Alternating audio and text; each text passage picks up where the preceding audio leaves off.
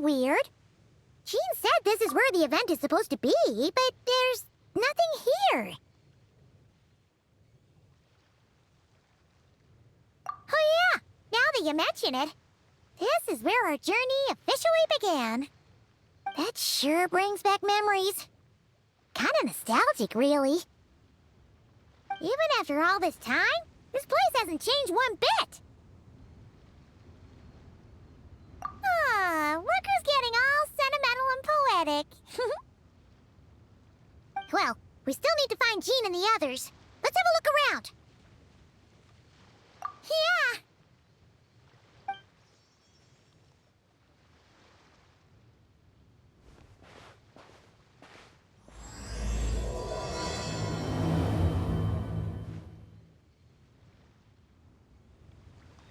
Paimon remembers there used to be hydro slime hiding here, but it's gotta be gone now, right?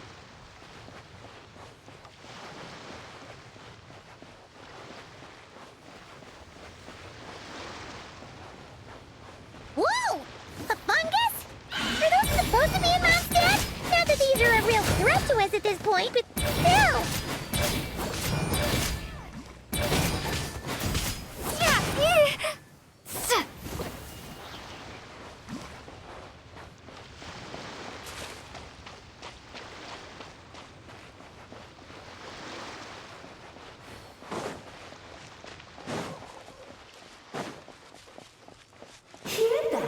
They said this isn't hard enough. Should I grab a geofish hook for the next round then? Is this really the time to get competitive? Did you hear that, Paimon? Hear what? Must have been...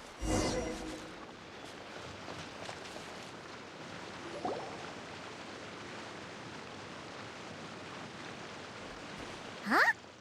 Why did someone hang Jumpy Dumpty mines all over this tree? What? But they don't look alike. You can't even eat them. Hold on. Could this be an event setup thing? Not a lot of people come here, but a bomb's still a bomb. If someone gets hurt by accident, Klee's gonna get marched off to the confinement room again. Yeah, but let's take a picture with the camera before we take them down. First the fungus, and now this? Something weird is going on. If it turns out not to be event-related, it'll be good to have a record of what we found.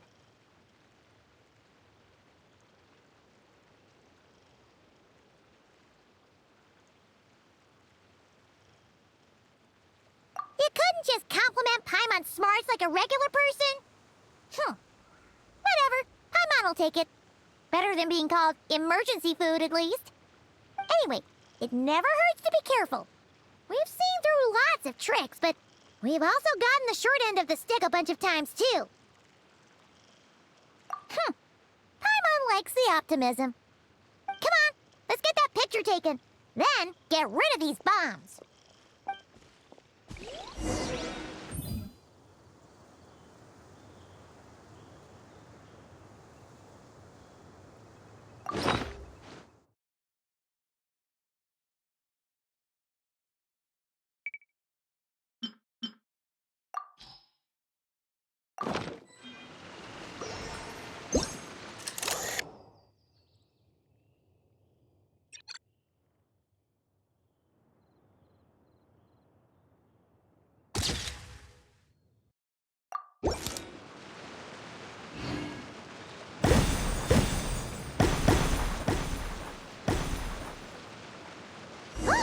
Fireworks!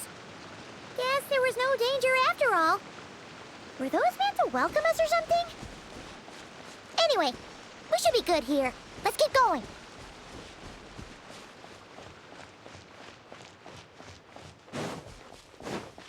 What was it Paimon said back then?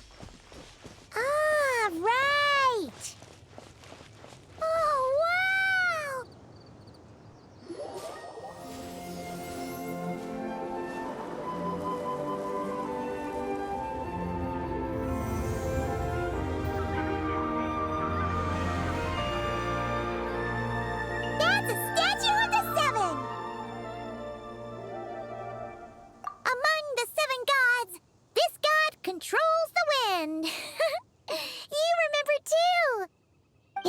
though. It seems like there's something different about it. Let's take a closer look.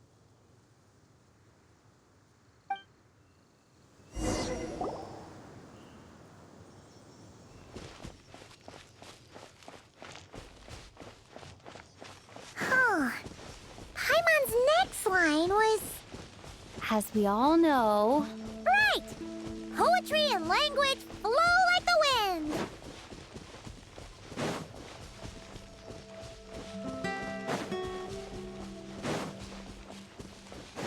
Look! There really is something wrong with this statue of the Seven!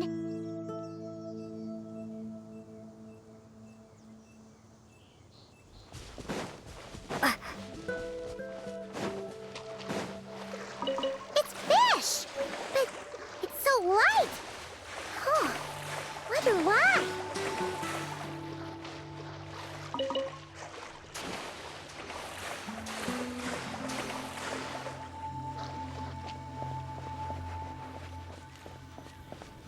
Hip.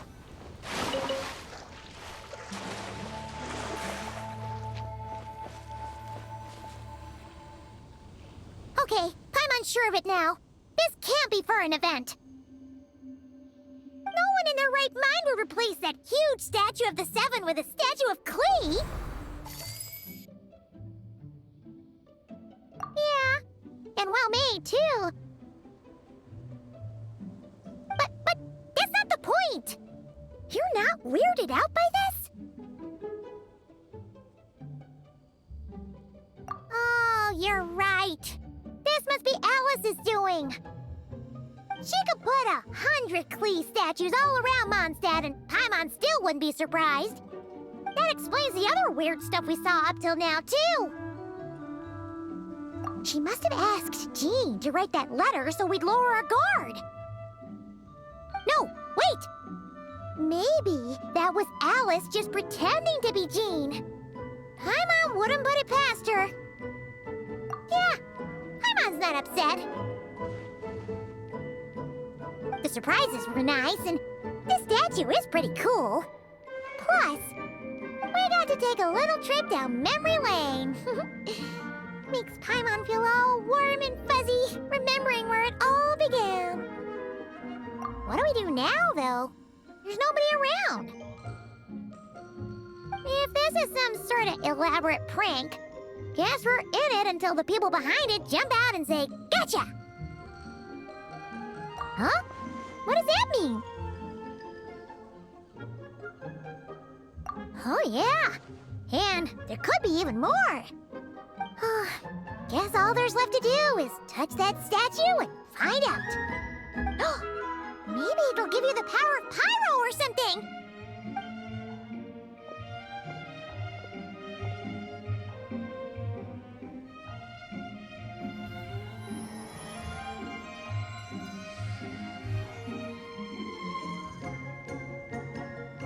The world opens itself before those with noble hearts.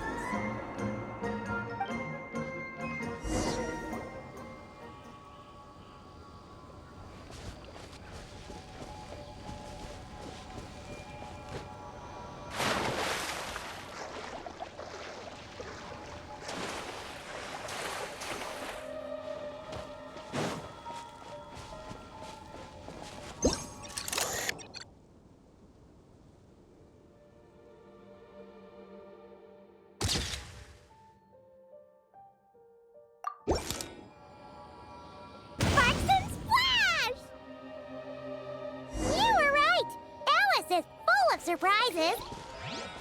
Good guessing on your part. Let's keep going and see what else we find.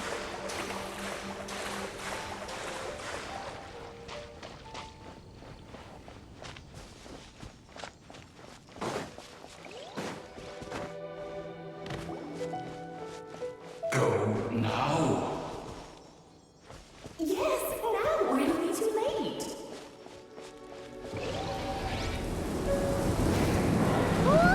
It's the wallet! There's something huge in the sky. Okay, we all remember what Paimon said back then. Anyway, since he's here, that must mean we're about to meet another old friend in these woods.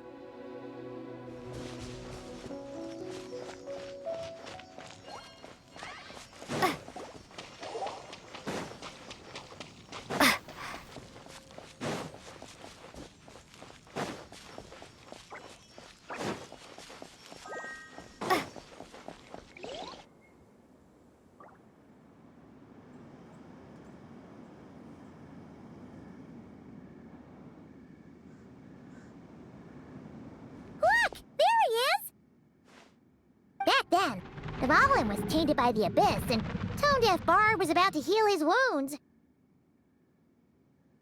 But your control over Animo wasn't so great, so they noticed you and ran off. But you've had tons of practice since then, so mistakes like that should be a thing of the past, right?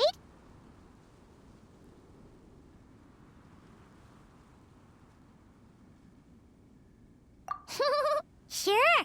Here goes nothing.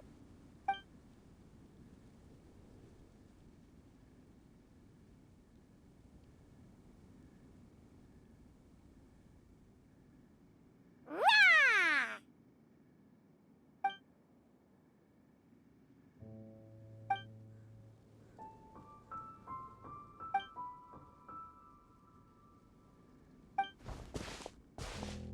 Well, this is awkward. You really hung Paimon out to dry there, traveler.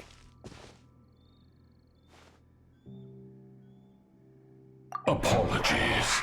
You were just even livelier than I remembered, and I wasn't expecting it.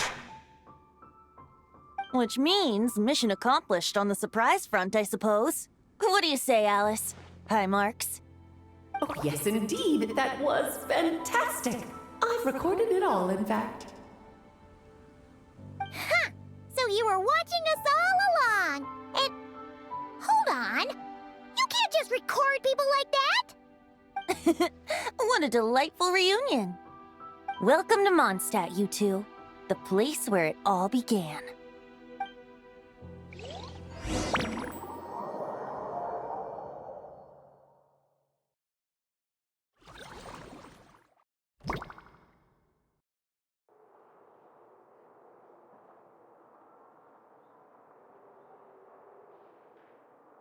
Lovely to see you, dearies. So what's the verdict? Did our special welcome ceremony meet the mark?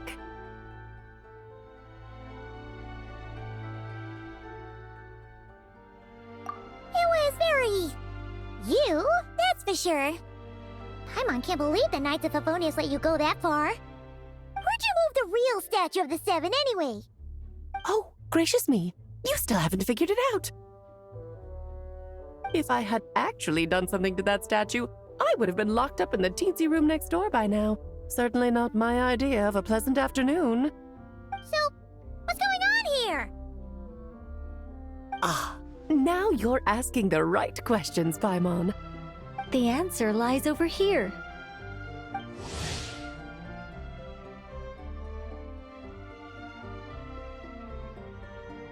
Nicole? You're here too? That's right. Our two lovely mages are here on vacation. In fact, everything you just experienced was their handiwork. But I'll leave the explanations to Miss Nicole. I trust you're well acquainted with her skill at explaining all manner of magic and phenomena. Yep. We experienced that firsthand in Nocry. This bubble is a new kind of magic Alice and I invented. Inside it is a small world created using a person's memories. When you were busy reading that invitation to Mondstadt, Alice took the opportunity to place you within it. Oh, we didn't even notice. Huh, I wouldn't be much of a Dodo King if I couldn't pull off a simple trick like that. All that to say, the things you saw weren't real. They only exist within this bubble. Ah, except for Venti and Dvalin, of course. I invited Venti, and he brought the dragon along. It's not every day you get to relive the beginning of your journey. It feels like listening to a verse you haven't heard in a while, right? You might not remember the name or melody, and still, you start humming along in no time. I'm assuming your trip down memory lane was similarly nostalgic.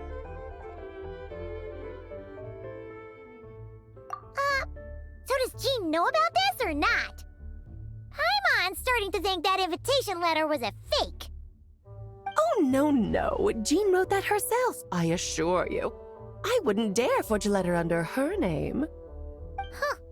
So you do draw the line somewhere. Not with my daughter in her clutches. If you ever become a mother, you'll understand. Oh, come on! It's not like she's being held hostage. The point is, this magical bubble was created at the request of the Knights of Favonius. With the expedition in Nodcry coming to an end, the Knights will be home before long.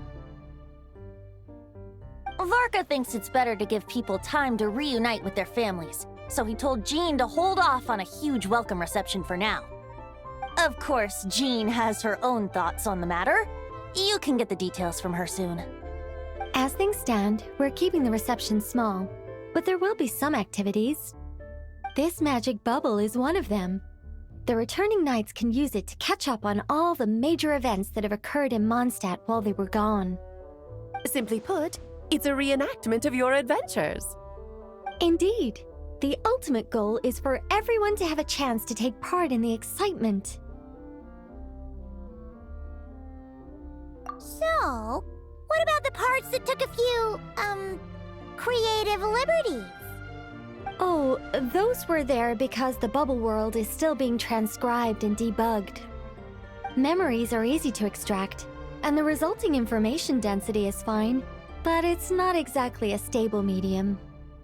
If memories are the only thing used to recreate a world, it's hard to ensure a lack of deviations. For example, these memories belong to Venti, but even for someone like him, whose memories are quite reliable, there is bound to be some variance. Not to mention, on their own, memories lack an interactive component, so I added some self-deductive capabilities to this magic, which exacerbated the instability issues, unfortunately. Yeah, that, makes sense. For instance, say we're recording memories and Lisa happens to fly into a fury over some overdue library books at the same time. A powerful thunderstorm might unfold in the bubble world out of nowhere. Luckily, there's a simple solution. We just have to send someone to scout things out first. Then we can manually correct anything that doesn't make sense. Exactly. Plus, once the recording is complete, the magic will loop, so there won't be further deviations, and we won't need real people to act things out. Ah, and before it's all said and done, we'll be sure to cover up your identity, Venti. Much appreciated. Otherwise, buying around at the Angels share is gonna be much more of a hassle. Like you're the one who does the buying. It's settled then. We'll allow you to be the first to relive these precious memories, and in return, you'll be our eyes on the inside. Yeah, but it sounds like fun. Besides, we already snapped a few pics of some potential bugs, like that weird statue of the Seven. Oh, no, Paimon. That one was entirely intentional. What? Seriously?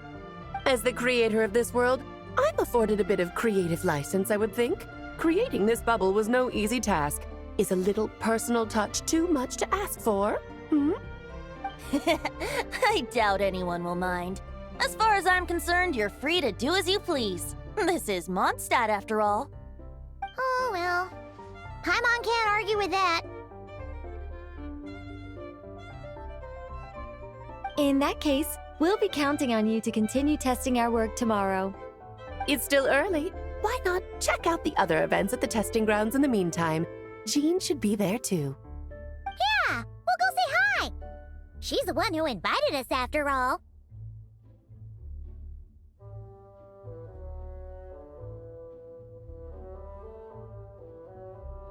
Think nothing of it. Now that the world is at peace, you two are overdue for a vacation. Best to make the most of it.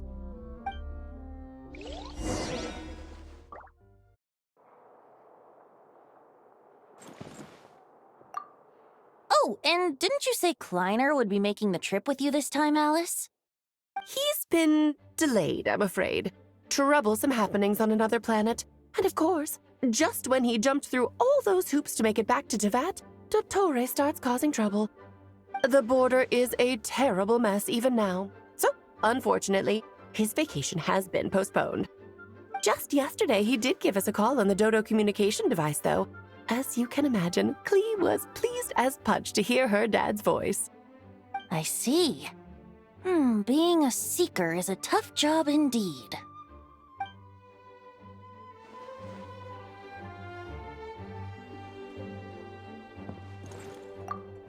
Dvalin appeared a little late, but his sparks and splash triggered a deep magical reverberation. Background music needs to start half a second late. I should put another instance if now the diagnostics are failing. I just don't get it. Oh, Nicole, dear, stop fretting. You're projecting rather loudly, you know. Every detail is within your control, huh? Color me impressed.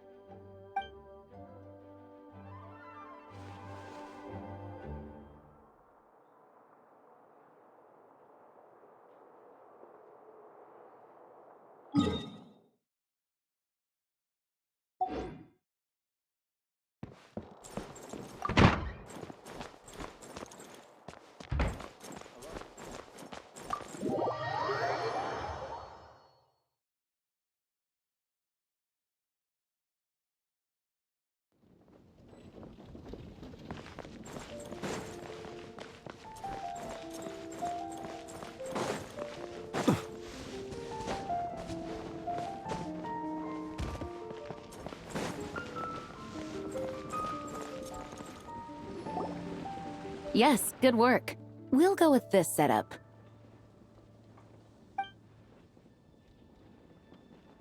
Hey, Jean! We're here! Honorary Knight, Paimon, welcome back. Did you have a good time in Alice's magic bubble? Yeah, it was so cool! Paimon's looking forward to getting back in there tomorrow! I'll be sure not to spoil it then. I imagine you might be interested in what went into the preparation, though. I loved the idea when Alice brought it up, but I knew it would take a great deal of reenactors, not to mention recruiting Dvalin. Luckily, Venti, or rather, Lord Barbados, agreed to help. After that, I opened up recruitment to the people of Mondstadt. Countless volunteers jumped at the chance to reenact your stories, Honorary Knight. It took me 2 days just to read through all the applications. A lot of people have gotten involved, and that includes quite a few familiar faces as well. Are you one of them? Yes, according to Alice, I'm one of the leading ladies. Yeah, there are other activities here too, right? Sounds like there's a lot on your plate. Ah, well, such are the duties of the acting Grandmaster. I'm used to it. For those of us who have been holding down the fort, so to speak, the return of the expedition team is a matter of great importance. The Grandmaster contacted me and said not to organize a grand reception on their behalf, and I understand where he's coming from. I'm sure the team will be exhausted upon returning, and making a big fuss might just tire them out further. I'm sensing a butt in there somewhere. Tone-deaf Bard said you had other ideas. Yes, well, those of us here in Mondstadt have been awaiting their return for a long time. Resuming normal life after such a long expedition will be quite an adjustment. An official welcome might help them feel at home and reacclimate to life here.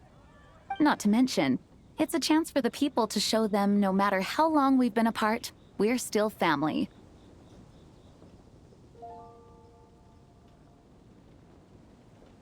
Yes, absolutely. And I don't know, perhaps I am overstepping. I just hope the Grandmaster isn't too upset. So, besides the whole bubble thing, what have you got planned? Here, I'll show you.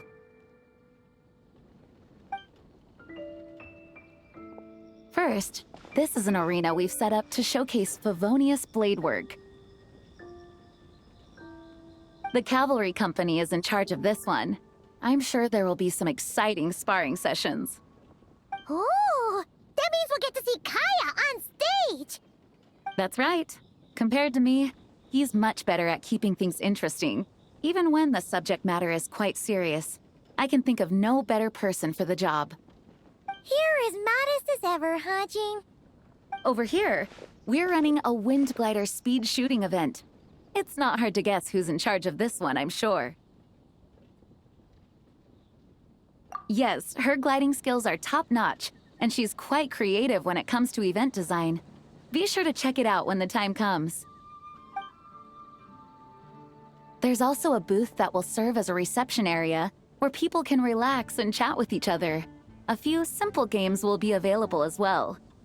Hertha is in charge of the drink stall, but we're still working on the menu. Well, the more alcohol options, the better, I think. The expedition team likes the strong stuff. Fair point. Huh? What's with that face?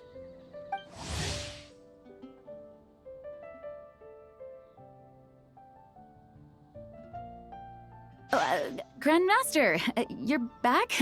Has the entire team returned as well? Well, apologies, we're not quite done with the preparations, but I assure you, it's limited to what you see here. We're exercising the utmost restraint. Hey. Relax, Jean, relax. No need to get all formal with me. I split from the group to make it back first. Pretend I'm not even here. Besides, I knew you'd want to surprise us, no matter what I said. Oh, I see. If I didn't tell you to put on the brakes, I knew you'd go full throttle and start planning the next Ludi Harpastum or Windbloom Festival. You put so much pressure on yourself, diving headfirst into the deep end without thinking about how much is on your plate. I just didn't want you to overwork yourself, that's all. Oh, wow. That's actually really nice of you. Well, looking out for my fellow knights comes with a job. As for the event, food, drink, and fun in spades without too much pomp and circumstance. Yeah, just like a Mondstadt festival should be. The team will feel at home in no time. That's far too kind, Grandmaster. But thank you. I mean it, you know? Just trust my judgment. Anyway, you two got a sec? Now that I'm finally back in my old stomping grounds, let me treat you to a meal. I'll even introduce you to the Good Hunter's secret menu. Oh, nice! Paimon's never heard of that before. What's wrong? Not hungry? Actually, Grandmaster, there's a few things I'd love for you to look over, since you seem to have some time to spare. Perhaps we could go back to headquarters first. Hang on, you know this is just a pit stop, right? There's not gonna be time for me to take over the whole shebang. Of course. Still, you are the Grandmaster.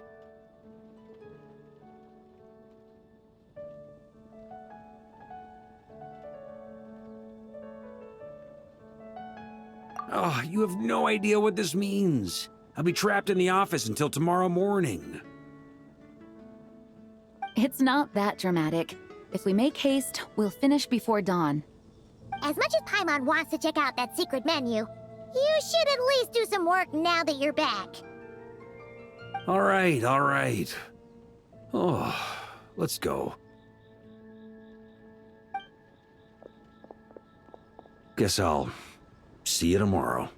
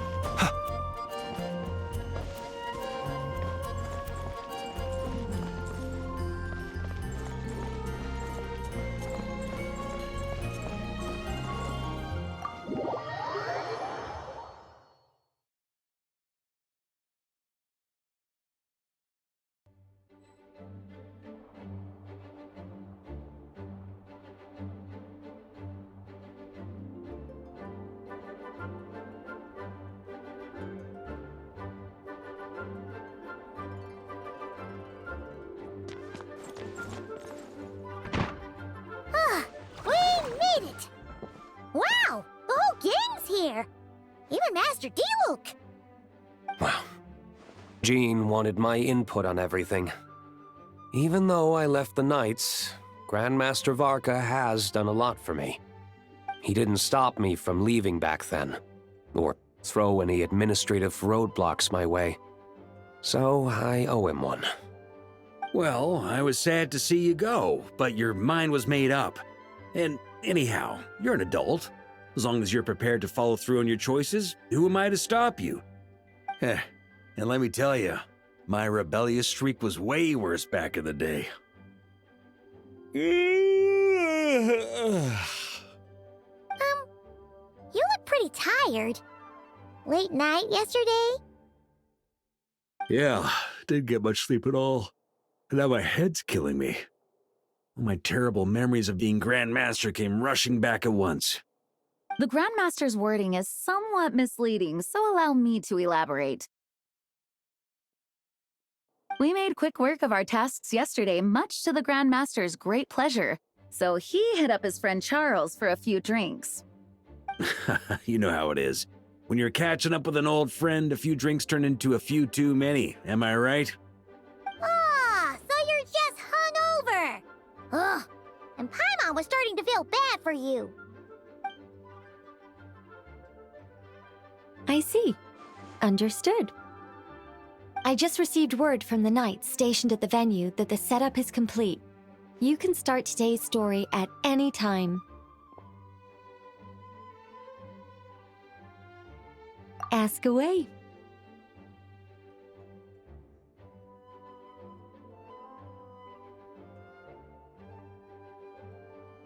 Ah, you mean like how only you could have purified Dvalin's tears? That ability is unique to you, and to be honest, a lot of people might not even know you're capable of something like that. So they might get stuck at that point in the story. Don't worry, I thought about that. The story told within the bubble has some jumps. I've deleted the parts that might complicate things. The remaining content doesn't require the participant to do much of anything, actually. It should be like watching a play, except you get to walk around as you enjoy the performance. Wait! But we ran into a combat encounter yesterday when that fungus jumped out at us! We'll take care of that. Alice and I want this to be an experience even a child can complete without trouble. The parts you're testing today are more stable, so there shouldn't be too many bugs. Of course, when you access the dicier sections, be sure to keep our vision in mind. Speaking of Alice, where is she? Clee demanded some playtime with her mom. And of course, as far as Alice is concerned, nothing is more important than a request from her daughter. Yep, that checks out. Ha ha ha! Well, let's get this show on the road. I'm ready to witness our honorary knight story firsthand.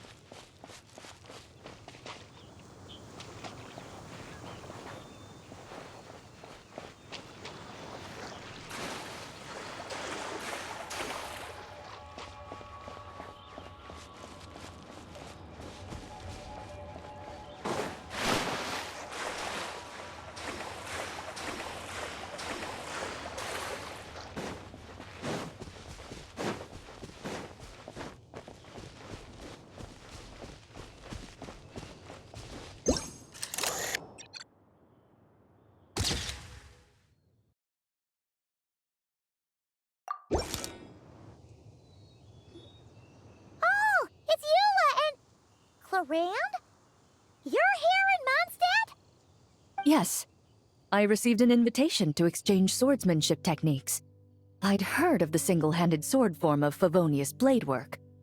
But, after crossing swords with Miss Eula, it turns out the Knights of Favonius are quite accomplished with the greatsword as well. You're quite an accomplished swordsman yourself. Although I suppose that's to be expected of the champion duelist. Even over a few short rounds, I feel like we've learned a lot from each other.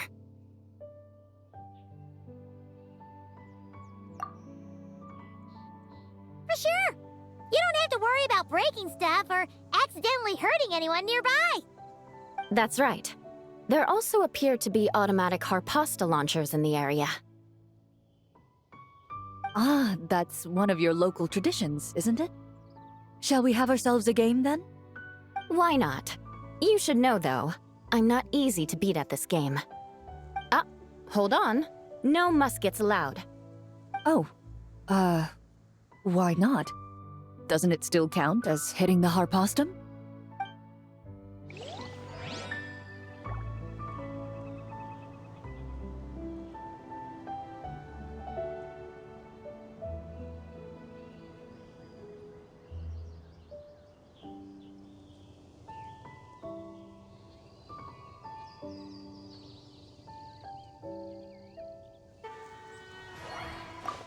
A sword's range is limited, though, so it wouldn't be fair. Ah, of course. Then you should use a gun as well. Voila, problem solved.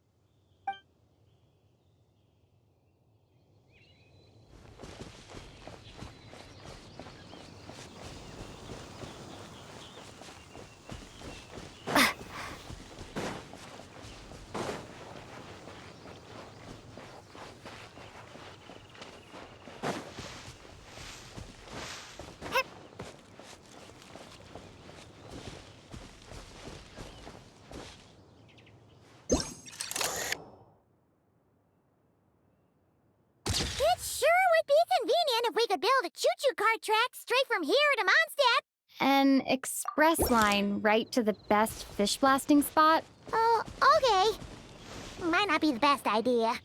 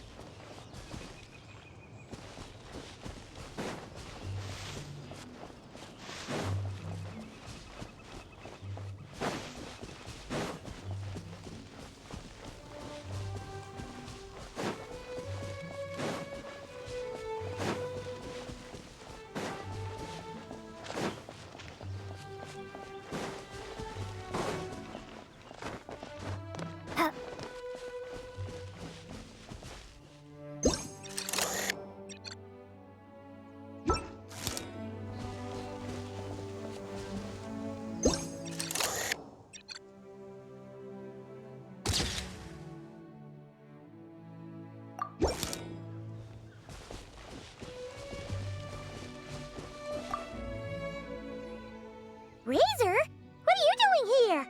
And shouldn't this thing be in Wolvenden? Fiery woman came to take Lupacol.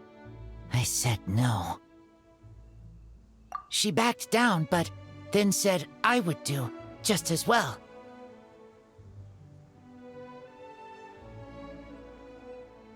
This sword is here, for now. I am here to protect it. Hold on, let Paimon get this straight. Alice was planning to bring Boreas here, but you stopped her. So, she took the illusion of the sword and left you to guard it instead. That would make the trial of Boreas the trial of Razor now, wouldn't it? We fight. I protect Lupacol. Wow! Looks like Paimon's guess was spot on. Don't worry, Razor. No one's gonna take this sword. It's not even real. Not real? Alice's scheming claims another victim, huh? Let's take the photo and get Razor out of here.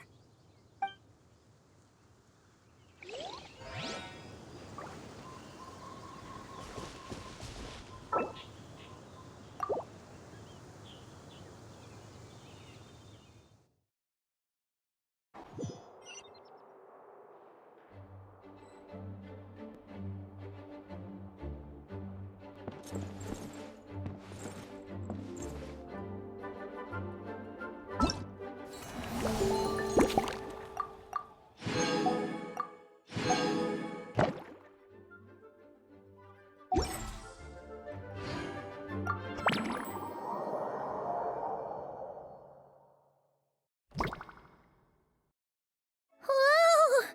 Dizzy. That's gonna take some getting used to. Why didn't that happen the first time? Ah, looks like we've jumped forward a bit since yesterday. We're at the Favonius Cathedral now.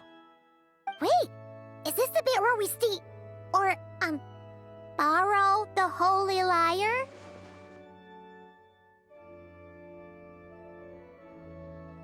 Yeah, I'm not sure about this. Also, why is Tone Deaf Bard the only one here? What about Varka and the others? Don't worry. I'm sure Nicole has it all planned out. See?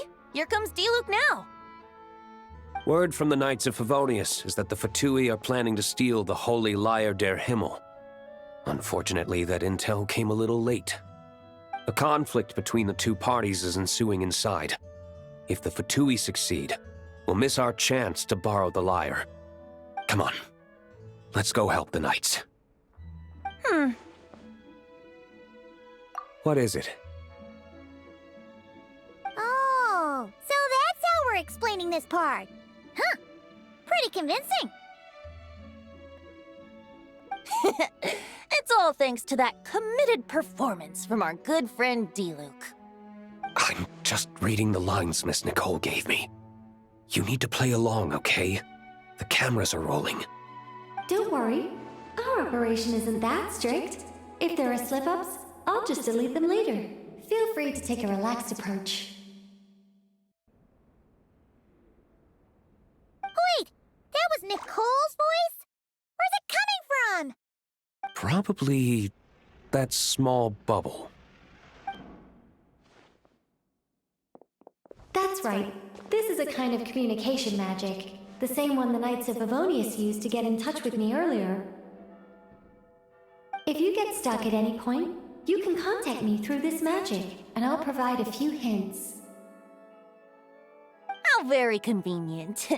I suppose, given how the story is progressing, we don't have to worry about borrowing the Holy Lyre then. That's right. Obviously, we're not including the stealing part in this version of the story. After all, the Fatui were the ones who ended up with it. Borrowing, stealing, leaving out that detail doesn't change the direction of the story. Anyway, the Knights are currently fighting to protect the Holy Lyre. Varka and Jean are already in the underground area. We should head over as well. This is like getting to read the script before watching the movie. I wonder what would happen if, this time, we managed to catch the Fatui thief in the act. That would complicate things. Worst case scenario, we might need to do another take. So if you could refrain from going off script, that would be great. Okay. Someone's got an axe to grind.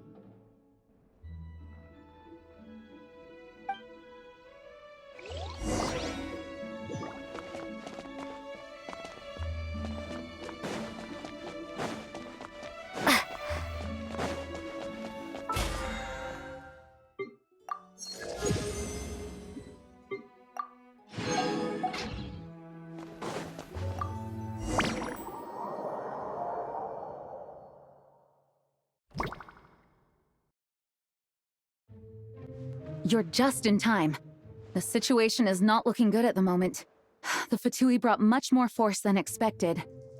Yeah, it's turned into quite a mess.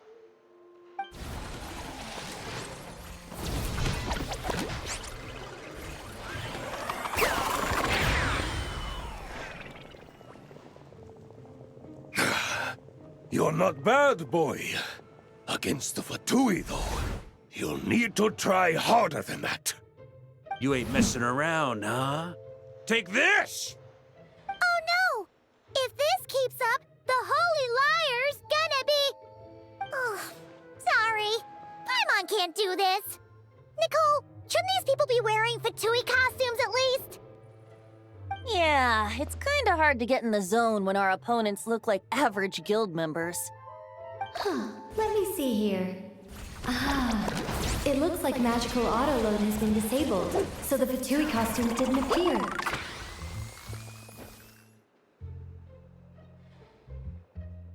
I'll get that fixed. Just ignore the problem for now and continue with the scene. Remember, this is a tense moment. Got it. In that case, I'll evacuate the members of the church right away. All right, thank you. As you see, Traveler, the situation is dire. We need to retrieve the Holy Lyre and get it back to headquarters. Looks like the Fatui are tied up fighting the Knights. I doubt they have the manpower to spare to deal with us. Which means, if we rush in, we should be able to retrieve the lyre. You all sure are getting into character. Okay then, let's go!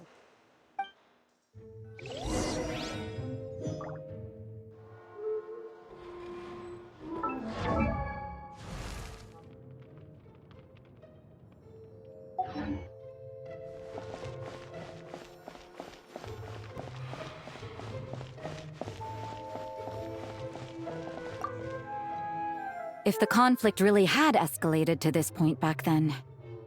Ugh. Just imagine the cleanup work. Yeah, good thing it didn't turn out like that. No use thinking about something that didn't happen, right? When your free time is as precious as mine, it's hard not to think about it.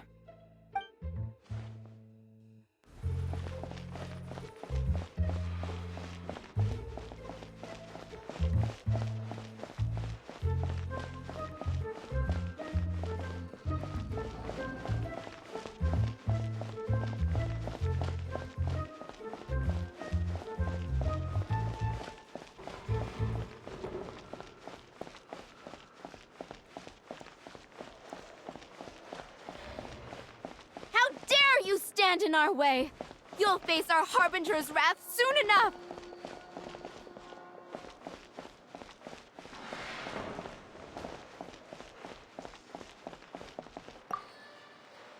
I couldn't keep up with you after all, Grandmaster. It's like you've gotten even stronger since I last saw you. Expeditions have a way of doing that to people. Ever consider taking your adventurers out on a long trip? I think I'll pass.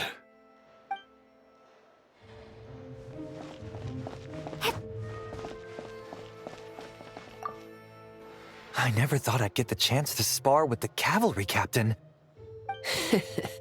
I'm always up for a duel, as long as you treat me to a glass of wine after we're done.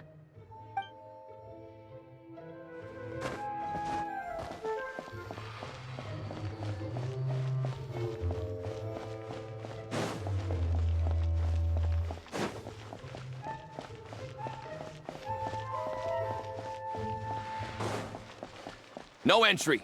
This place is under Fatui jurisdiction.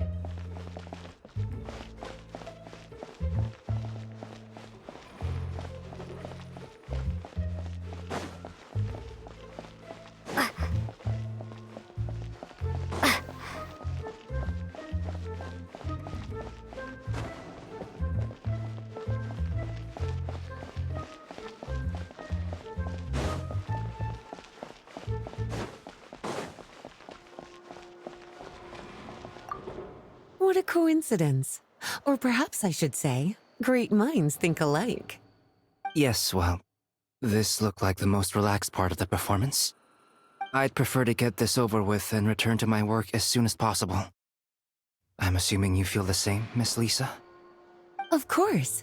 After all, this place suffers from a dire lack of comfortable chairs and good tea.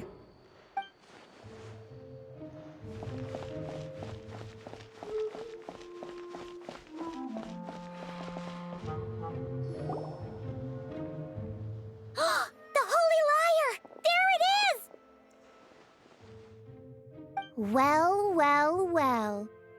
It seems our outer diversions were most effective. The knights know not that the true danger lurks right beneath their nose.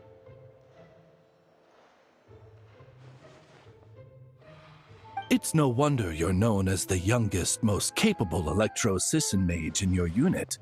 You can read our enemy like a book. No! We're too late!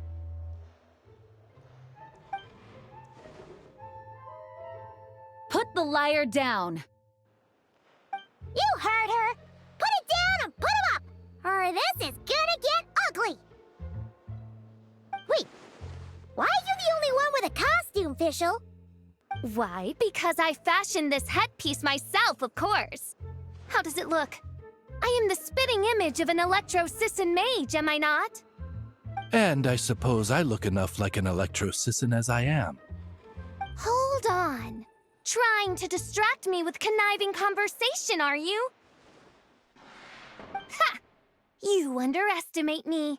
To think I would appear before you without full confidence in my victory. Go forth, Oz.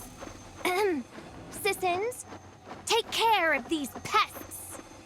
The holy Lyre der Himmel belongs to the Fatui.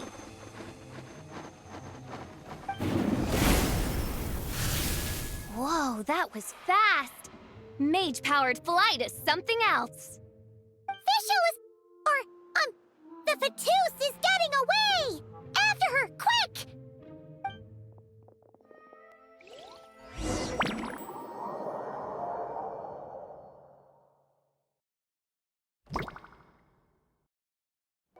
Here, take it away, and don't let them catch you.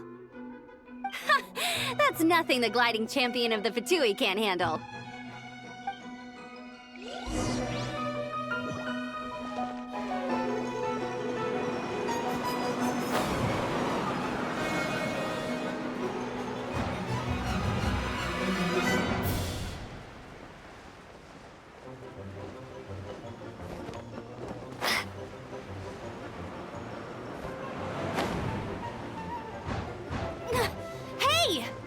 Against gliding regulations!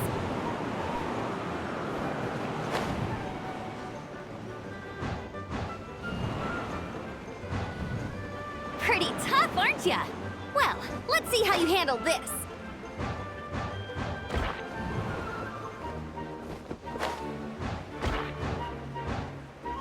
Oh.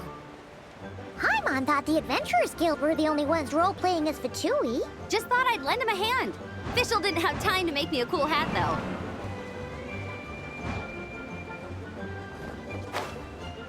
Amber's over there! Let's get ready to land!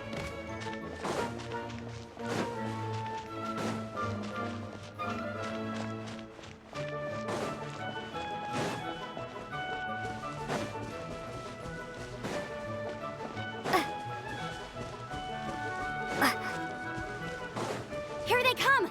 Positions, everyone!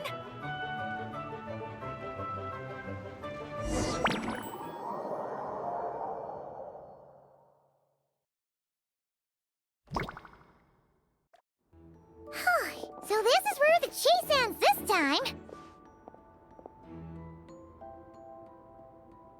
Wait a minute. This isn't what their hideout looked like! It's at least a few times bigger! Yes, I remember it being much more run down. This place has far more structural appeal. The Lawrence clan lived here for a time, but this doesn't look like their handiwork. And I know for sure it's not the work of the Knights. Must be a bit of creative license on the part of our dear mages, then. Alice said the original was too run down and didn't fit her aesthetic taste. So we repurposed some assets from the Golden Apple Archipelago. As you can imagine, Alice has always been a go big or go home kind of person. Yeah, this is go big, all right. Still, our mission remains the same. We're here to get back the Holy Lyre. Yeah, and this time we have a whole bunch of people to help us. Not just you, Luke. Should be a total piece of cake.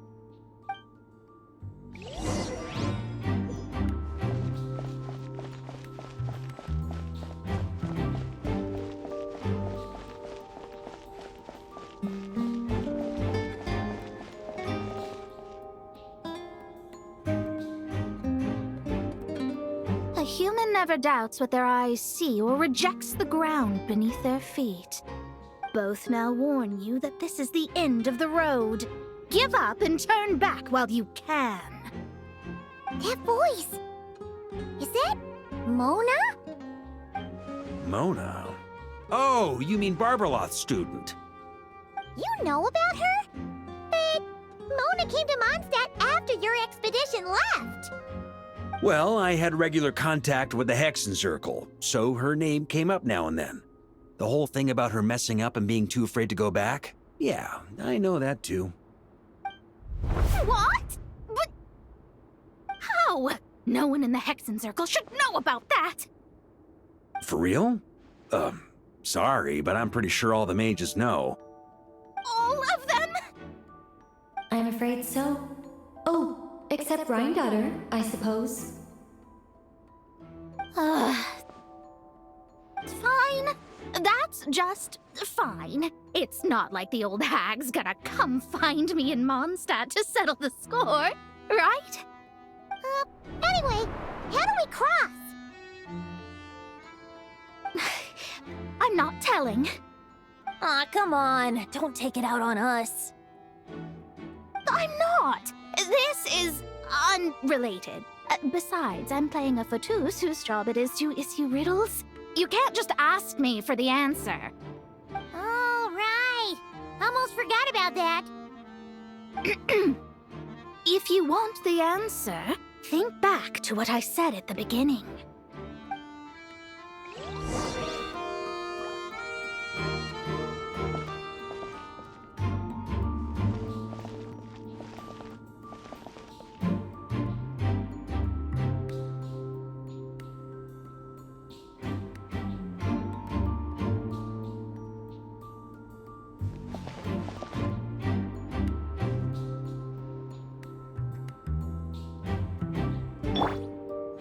Brace yourself.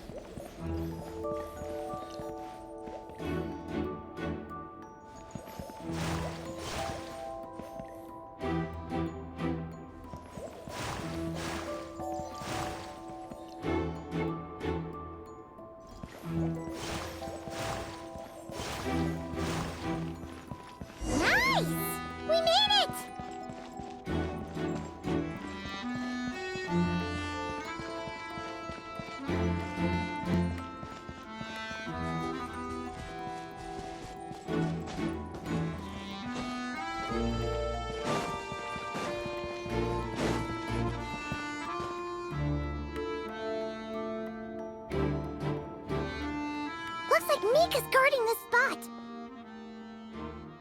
Oh, hey! It's been a while. Hello, Grandmaster. Hello, everyone. No. Wait, my line. How did you get in here? I would think you have bigger concerns right now. Tell us where to find the lyre. It's locked in the back room, but good luck getting in there. 3 crests are needed to enter, and each one is guarded by a fatus. Wait, but in real life, we only needed 1 key. Yes, but there are 3 locations to visit. If there was only 1 key to be found, there's a good chance the encounters set up at the other 2 locations would go to waste. All our actors worked so hard to memorize their lines. It would be a shame if their part got skipped over. A fair point. They're playing through the story just like us, after all. To be honest, when I first read my lines, I was kind of confused at how I just give up the intel without a fight. But when I actually had to stand off against all of you, it made sense. I mean, Mr. Diluc practically had me in a cold sweat. Really? I only had one line. Aha! Yet in a game of cards, it's the ones that remain unturned that strike the greatest fear in your opponent. The same principle applies here. That's right. And I've been told you have quite a few tricks up your sleeve, Mr. Diluc. Anyway, you can head in now. Everyone should be ready. One moment. We can't quite end it like this. I believe you have one more line, Mika.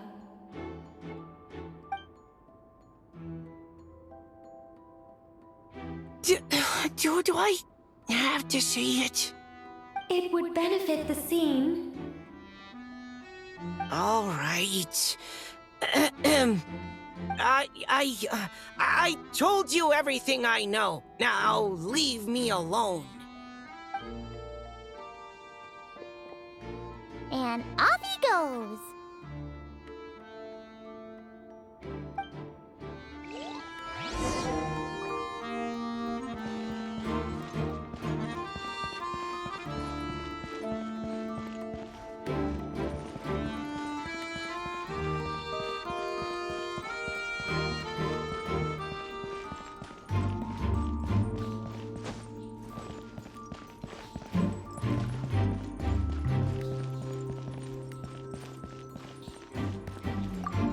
Without the crests, I can't activate this device either. Like I said, I told you everything I know. Just leave me alone. Man, I thought I lucked out with just a few lines, but it still wasn't easy to pull off. Anyway, if you want to get into that room, you'll need to track down the 3 Fatui with the crests.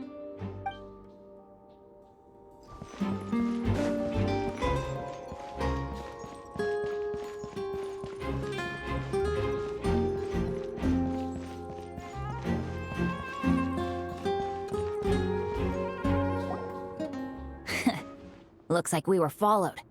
Guess Mondstadt's elite aren't to be underestimated, huh? Stand aside. This one's personal. But this time, I'm fully locked and loaded! Come on, kid! Let's finish what we started!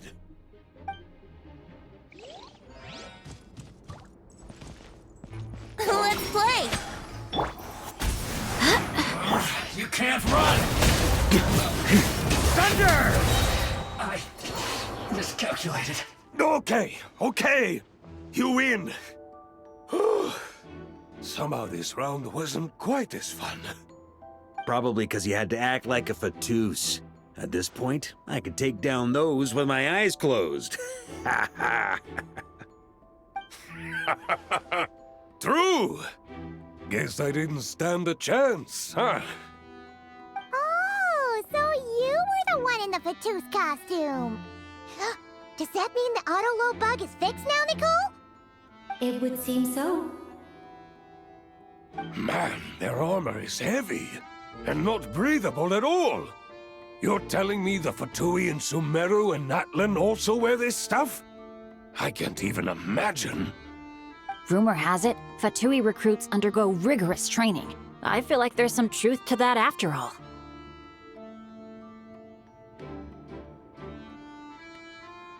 Well, even though we lost, Dad had fun for sure. Here's the crest I was guarding. You've earned it. Oh, and Bennett told me about what happened in Natlan. How you helped him navigate his past.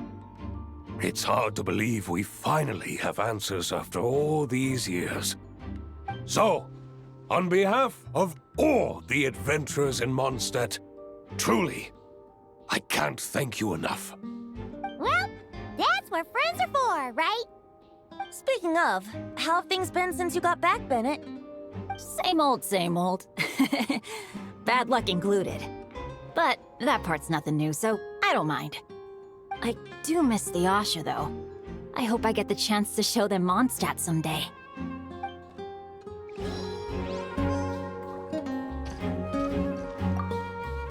Talk about bad luck.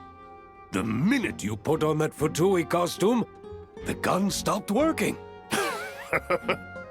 How weird is that? Yeah, thanks for stepping in, Dad. Guess I'll have to hand it in to Miss Nicole for repairs later.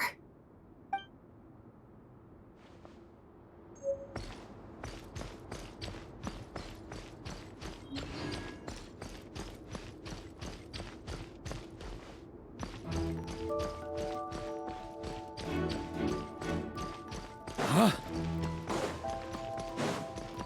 Here. The road ahead is almost completely blocked. Looks like this person isn't taking visitors. Guess we'll just have to be careful. We need that crest.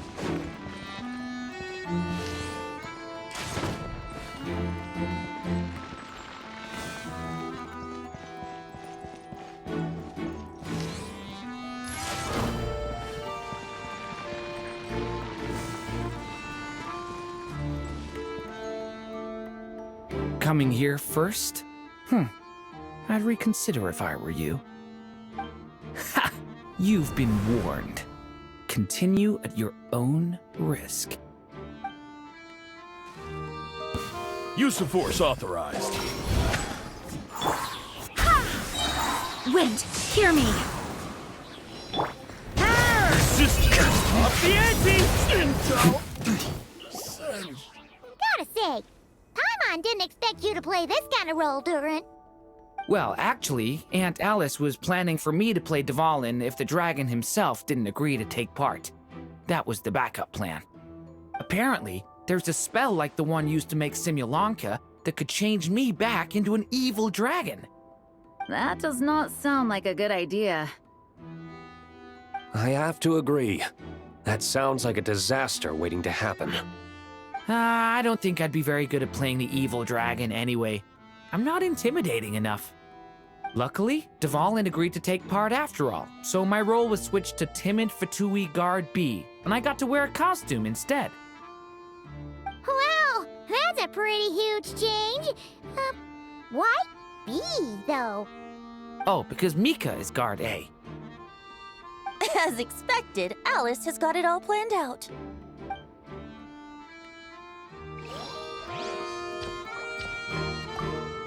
I'm just glad I didn't have to play the evil dragon in the end.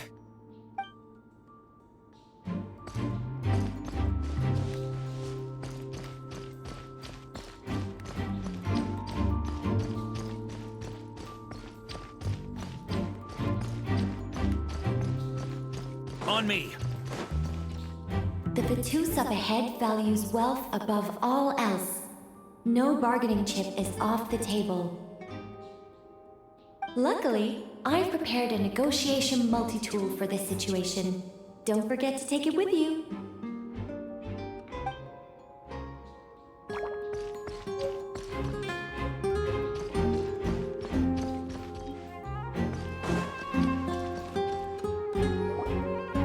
Wait, Mona? Again? What? The more roles you play, the more you get paid. That's what Alice said. I was hoping to do even more than this, but it is what it is.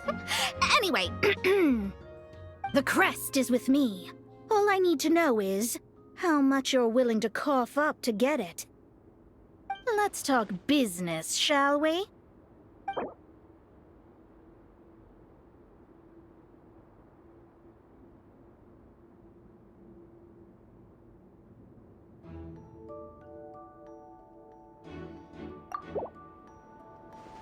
That's all.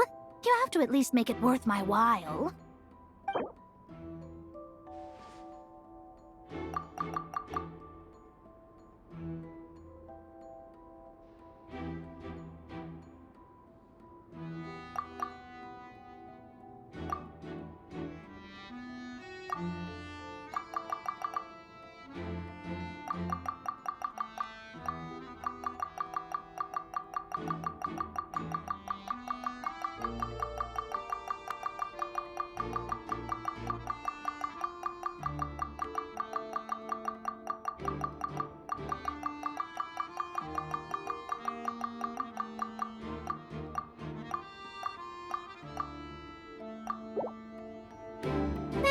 good enough for me. Gotta know when to fold, right? All right, here's the crest. Huh. And with that, I'm off the clock. Oh, and by the way, word has it you accomplished something major in Nodcry. You reeled in the true moon from beyond the false firmament. Well, I spend most of my time staring into a scry glass after all. If something changes in the sky, you think I wouldn't notice? Hydromancy uses the false stars to reflect true fate within the water. Now, I can't help but wonder what I would see if I cast a reflection of the true moon instead. Of course, I need a whole new set of equipment to look into that, which means shelling out a whole lot of mora. So I've been taking on a lot of odd jobs. No wonder Alice gave you quite a few parts in this. Generous compensation, minimal manual labor. It's been a good gig. Plus, the Hexencircle never promises an amount they can't deliver. Even though her daughter is, in some part, responsible for my predicament. That was a long time ago, and I know Klee didn't mean it. Huh. I guess the moon's a big deal in hydromancy. Just spitballing here, but it kind of sounds like your progress would be much faster if you, I don't know, just contacted Barbeloth directly. Oh, come on. Enough about that old hag. You're doing this on purpose, aren't you? All right, we got all the crests. Let's head back and look for Mika. Oh, come on. Enough about that old...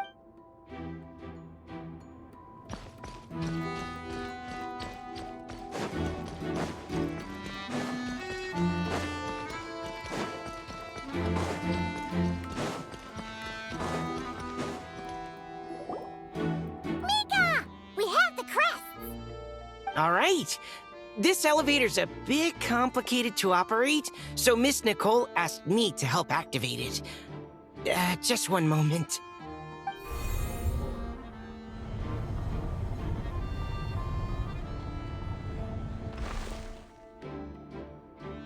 Thanks.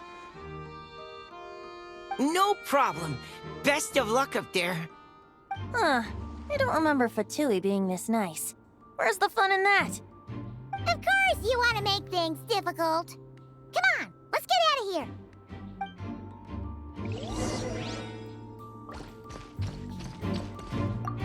Best of luck up there.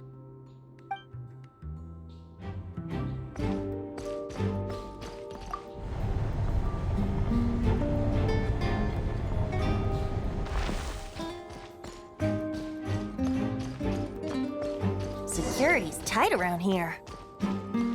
I hope this is safe.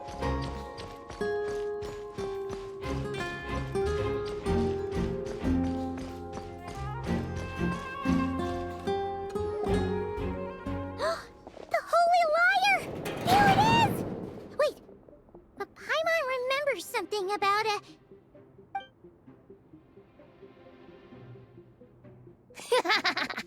Hot-blooded, careless, and reckless heroes! Despair, for you have stepped into my trap! Wait, what? All it did was lock the liar up? Well, I wasn't the one who designed it. All Alice said was that activating it would turn the tables. I see. That checks out. They laugh as if they already know what is to transpire. I do not have a good feeling about this. Allow me to clarify before we proceed. How was it that the lyre was retrieved back then? From what I've heard, the Fatui agent guarding this place was given a thorough beating, and then the lock opened. So then, I'm the one who walked into the trap? Do not despair, mein Fräulein. Miss Alice provided us with backup, did she not? We are not entirely outmatched. 'Tis true. Though thine Prinzessin stands on the cusp of defeat, courage has not yet failed her. Let this be our last stand!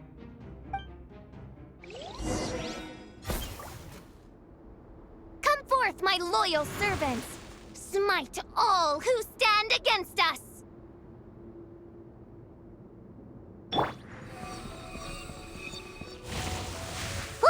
The Ravens get confused if they don't hit anyone.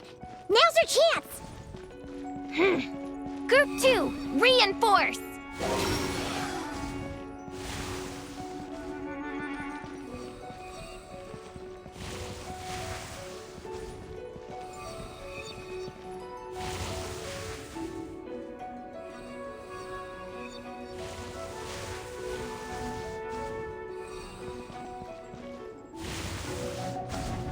Group 3, Group 4! Oh, forget it. All of you, attack at once! Ugh.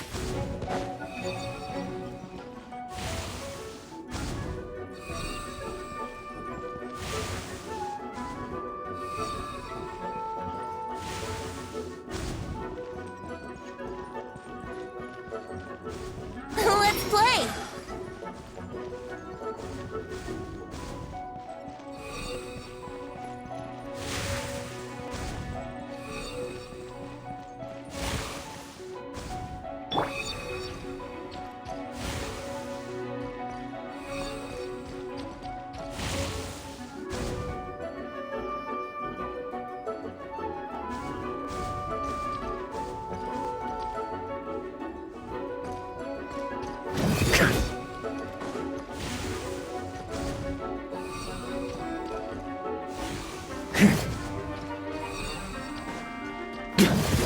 Huh?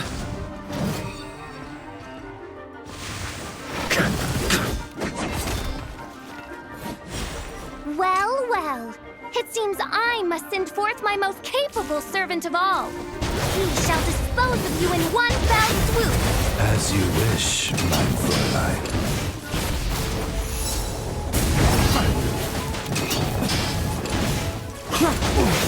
Thunder! Up the ante! Our situation is... All right, all right, all right. I give up. All right. I know when I'm beat. You win. You were brilliant, Miss Fischl. The recording was fantastic. I'm certain future participants will have a great time. Yeah! His role was perfect for you! Huh. Your praise is a compliment to your own good sense. Yet know that this is but the least of your princess's abundant talents. Huh. It doesn't look like the lock is opened, though. True.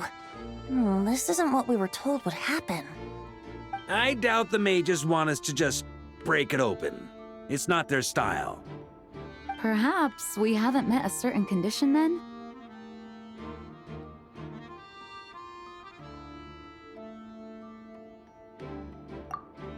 Oh, wait! Does that mean the beating up part has to happen for this to proceed? You dare place your princessin in such a scene? 'Tis an affront of the highest order! I'm afraid it may be the only way to end this, mein Fräulein. But not to worry. It's all pretend, after all. Very well. I shall allow this trespass, if only to bring this to an end. Just be gentle. Huh? Oh, right. Paimon's the weakest one here. Here goes nothing!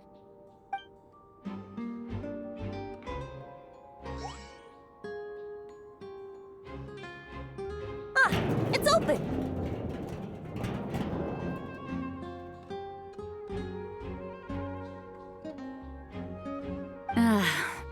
Miss Alice does love to tease, doesn't she? Congratulations on obtaining the Holy Lyre der Himmel. That's a wrap for now.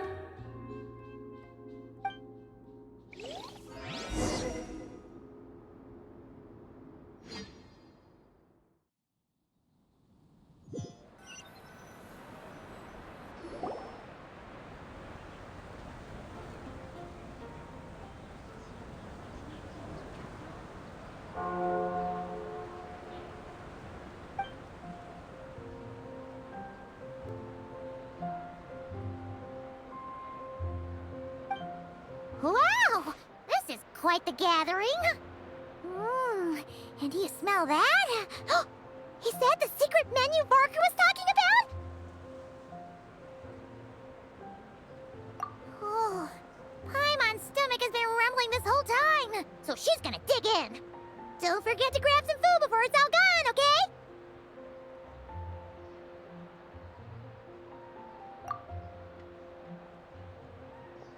Oh, hello. Did you need something? You know, we often threw banquets like this when I was little. But then, as more and more of our ranks left on expeditions and I was left in charge, the number of celebrations decreased. I'm not the most natural entertainer after all. Now, seeing a gathering like this after all this time, I can't help but feel a bit regretful for not keeping up the tradition. Well said, traveler. Barbara? You told me you wanted the expedition members to feel at home. But in my eyes, the feeling of home isn't something you can force. Home is... what happens when we're all together like this? Ah, you're right. And you know what? I've been coming to the same conclusion. The location isn't the most important factor. No matter how far we get from Mondstadt, home is wherever we're together.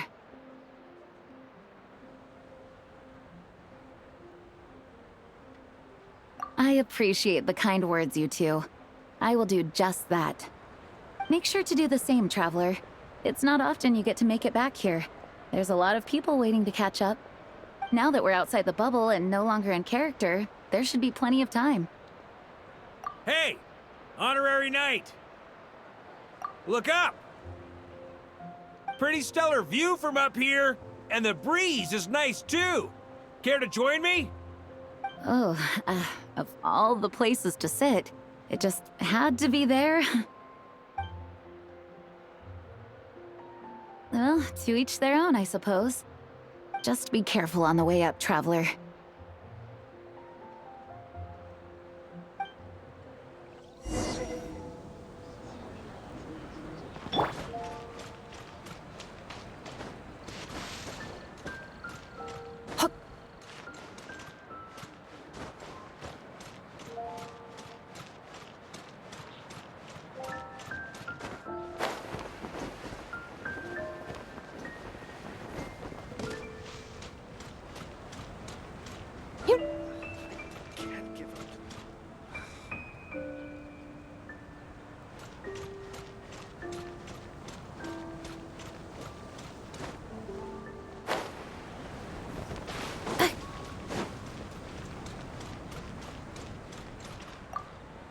Noelle!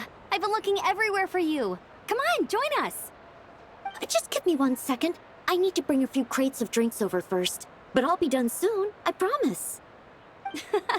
In that case, I'll help you out.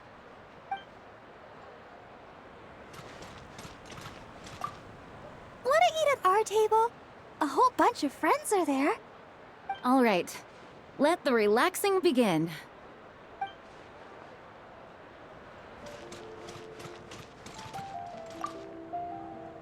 Don't worry. Paimon will save you a serving of every delicious dish.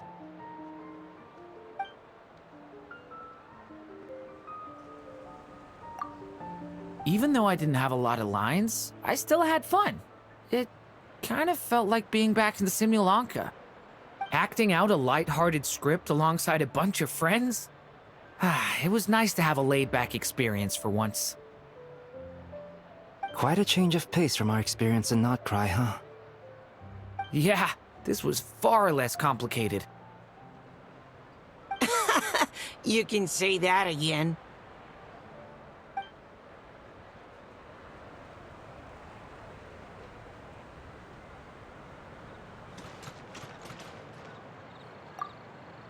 As the battle hung in the balance, I spoke an incantation from the Emanachreich, broke through their ranks with ease, and thus the holy lyre was mine. 'Twas light work for one such as I. Cyrus told me all about it. You were amazing. Having seen it for myself, I must admit, you were quite something, my lady. Why, I bet even Barbados himself would have been hard-pressed to catch up with you. That was Hexencircle magic, not some incantation, but... whatever. Guess I'll let her have her moment.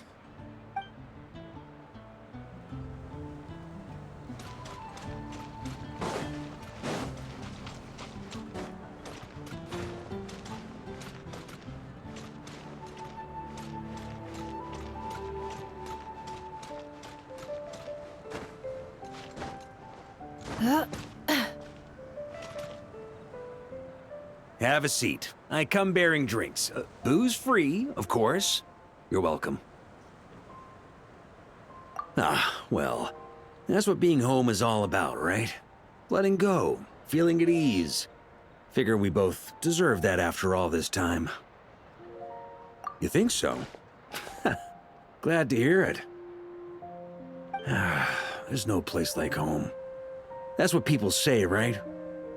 The expedition took me far and wide, and still, little alcohol in my system, it would all come back. The cathedral, the statue, the windmills in the city, the pigeons and dandelions in front of the gate. The further away you get, the more you miss it. I might be biased, but it means a lot that you care about this place.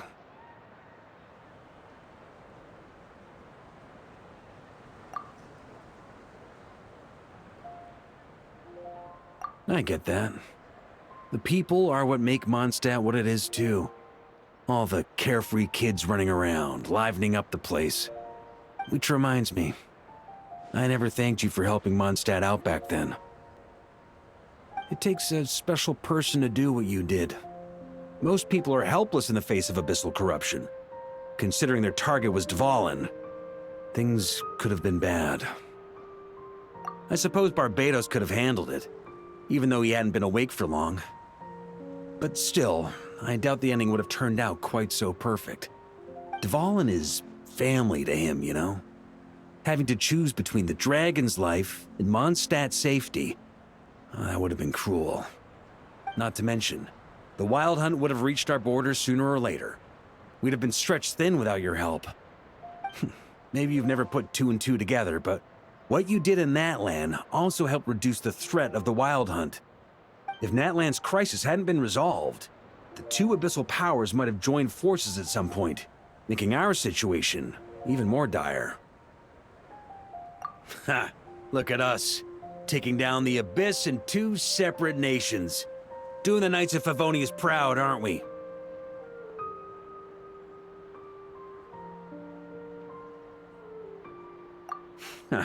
I guess not. In any case, for a knight, honor is something you get to define for yourself, no matter what the outside world thinks. And that's the question, isn't it? Why do we do what we do? But I think it's safe to say you already know the answer. Ah, so this is where you've been hiding. You know, I don't think this was designed for sitting. Ha! When did you become such a stickler? Come have a drink with us. There's plenty. Don't mind if I do. Grape juice? Again? You know, Charles would never let me hear the end of it if I started drinking without him. Disappointing, but understandable. Oh, I almost forgot. Since this banquet is also for the actors, I invited Dvalin. All right. Might hike up the bill a bit, but who cares? Haven't seen him in too long. Yeah, well, he turned me down. He never did like being the center of attention. The city is a little too small for him to spread his wings. Even if no one is afraid of him, he could still take out a windmill or two. Guess it's better not to risk it. Huh. Maybe it's time to draft a proposal to build him a landing pad. The Traveler's right. If this is what makes him comfortable, might as well let him be. In the meantime, I propose a toast to our honorary knight. To our honorary knight. I often think about our parting at Windrise, you know. And now, almost in the blink of an eye, the final stop on your journey is just around the corner. Snezhnaya. The Tsaritsa's plans have continued to advance. Now, Only the pyronosis remains free from her grasp. But if even the captain couldn't take Mawika's gnosis by force, I guess we don't need to be concerned about its safety for now. So that's good news, at least. You wouldn't be taking a dig at someone else's ability to hold on to their gnosis, now would you, Grandmaster? Haha! Of course not. I'm not one to rub salt in old wounds. Her harbingers do often tend to take a rather extreme approach. Just look at Child or Senora. But we would be mistaken to ignore the fact that Senora did not win the Geonosis using force. Right. You told me about the contract Morax signed with her before his death. You're saying she didn't need to resort to violence in Mondstadt either? That's right. If she was able to provide a reason convincing enough to persuade Morax, she could have persuaded me no problem. I suppose she just didn't think there was a reason to negotiate. I had just woken up, so I must not have seemed like much of a threat. Honestly, the Gnosis was of no use to me. I didn't care who it belonged to or what means were used to take it. I just knew if I fought her in that moment, the cathedral, perhaps even the entire city, might have become collateral damage. True. I wouldn't put it past Senora to take civilians as hostages either. In the end, though, it was those same methods that led to her end. After all, her third target, the Raiden Shogun, wasn't a big negotiator back then. Perhaps Senora's success in Mondstadt and Liyue convinced her that she was a match for the Archon of any nation. You did the right thing. It pained me to see Inazuma as it was back then. I'm glad things have changed since. Of course, now the elite force of Harbingers has quite a few missing from its ranks, so I suspect that Tsaritsa no longer has the means to meddle in other nations like she used to. Who knows? Perhaps a chance to formally meet her in Snezhnaya might come sooner than we think. Some of our knights remain stationed in Notcry. If you need help, just say the word, and we'll be there. The look in your eyes. It's changed a lot since you first set off from Mondstadt. But my advice remains unchanged. Never forget that the journey itself has meaning, traveler. The birds of Tevat, the songs in the cities, the Tsaritsa, her Fatui and the monsters, they are all part of that journey. Perhaps earth-shaking truths and indescribable trials await you at the end. Just remember, there is more to life than that. All right, that's more than enough acting like a real Archon for one night. And still, not a sip of drink for dear old Venti at a time like this? You're no fun, Varka.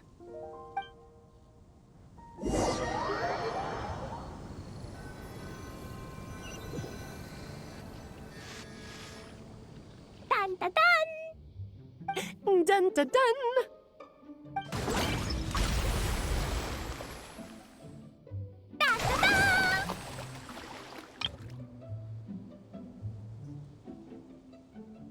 Da da da!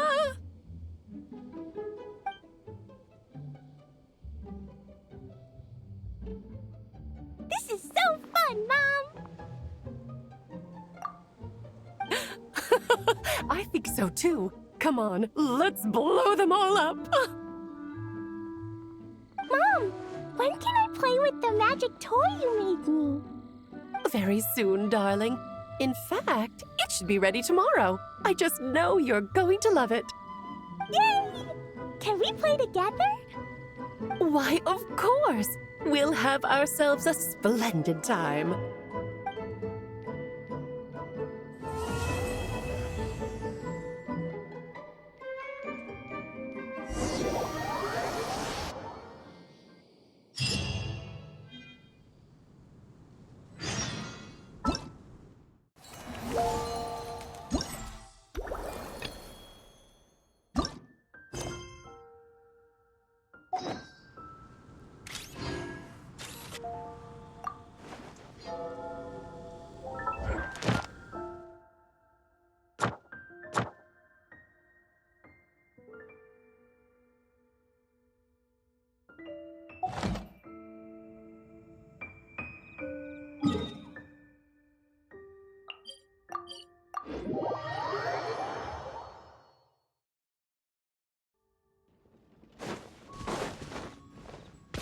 Accelerating.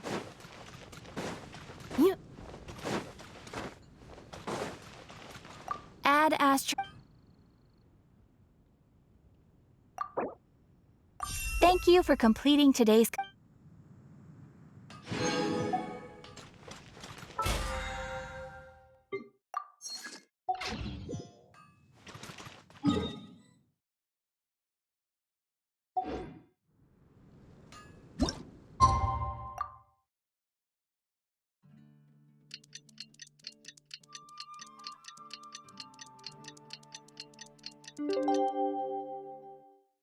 Combat data updated.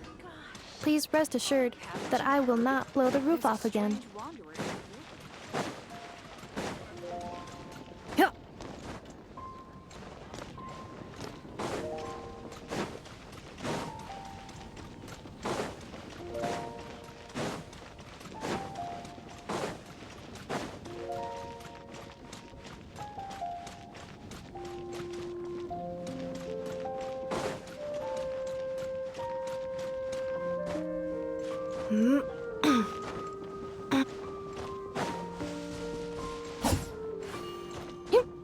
Accelerating.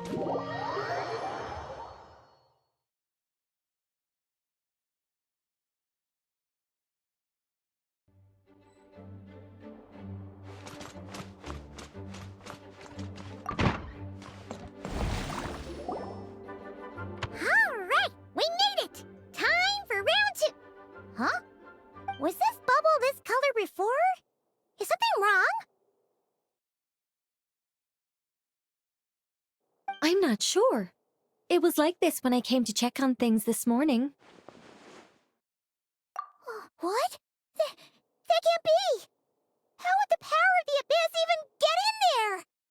You sure know your stuff, Traveler. That's where my head went too. But I don't know. Something is different about this power. What does that mean?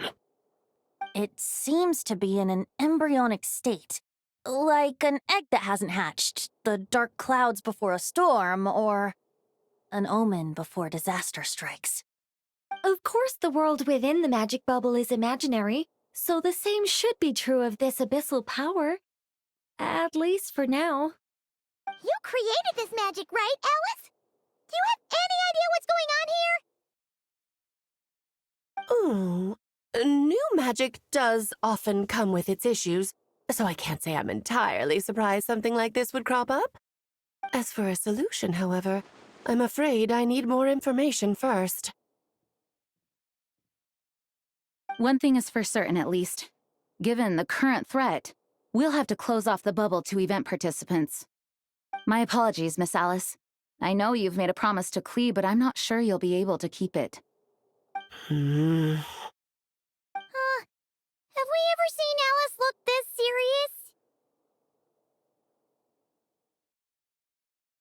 Unprecedented crisis notwithstanding, it's too soon to just throw in the towel. What we should be focusing on is how we're going to fix this. Are we talking about the Klee situation or the Abyss situation?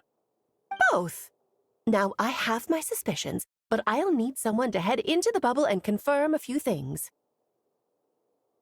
It's not like we can avoid going in there, right? We have to nip this crisis in the bud, after all. I agree. We have to take action. All right. I'll go convince Klee to play somewhere else for now and then head right back. In the meantime, Nicole, be a dear and keep observing the bubble from out here. Oh, and provide any fixes you can while the rest are inside. I don't know, Alice. There are quite a few unknowns here. It's not like I can force people to head in there and take that risk. We angels aren't miracle workers. You sure about that? Fine. I'll do what I can. Just be quick, okay? This is your magic, after all. Well, guess this is our best option. We're definitely not gonna sit back and watch. The part where Barbados uses the lyre to summon abyss-corrupted Dvalin. Then, everyone joins forces to fight him inside Storm Terror's lair, purges him of abyssal influence, and there you have it. Happy ending. Yep, that Sounds like how it happened. Well, we've got the gang from back then all here. Let's go in and find out what's happening. Count me in 2. Potential threat or not, if there's even the slightest chance Mondstadt is in danger, I need to get to the bottom of it. Jean? It's nothing. I was just feeling a bit, nostalgic, getting to work together like this again. Yeah. Yesterday felt like that too. Yes, but that was for fun. That which confronts us now is a real crisis. So I suppose the memories just came back to me all at once. Ooh, look at you getting all sentimental. That's a first. Well, I suppose I am a bit too high-strung most of the time. Hey, don't be embarrassed to say what you feel. I think that's how things should be. It's how we all grow closer. Besides, the more you open up, the less people will be surprised like Paimon here when you choose to share something. Just look at Paimon. No filter whatsoever, word vomits whatever comes to mind. And that's what makes her so endearing and approachable. Ha! It's about time you gave Paimon a compliment, tone-deaf bard. Hang on. Was that a compliment? Before we set off, I just want to stress that whatever is happening in the bubble right now is a huge unknown. I was able to maintain contact before, but right now all I can observe within is chaos, so I imagine communication might be cut off as well. It might be difficult for us to guide you, so proceed with caution. Don't worry. This isn't our first time leaping headfirst into a dangerous situation. There's also a last resort I can fall back on if worst comes to worst. Though it would mean all our recent hard work going to waste. You mean destroying the bubble entirely? Yes, if it comes down to it. All right, I'll monitor the situation from outside and provide whatever external fixes and support I can in the meantime. Understood. Prepare for the worst, hope for the best. Sound good? All right, let's go.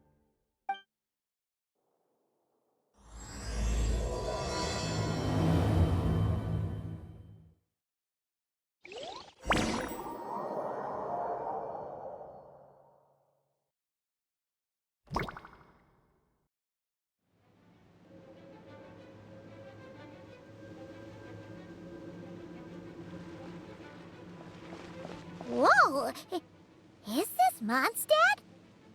Didn't we all come in at the same time? Where are the others?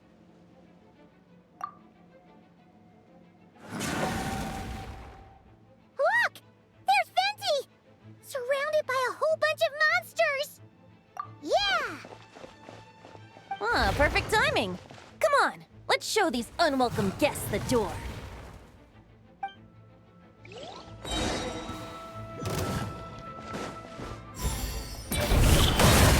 Time for takeoff. Here we go. Yeah, yeah.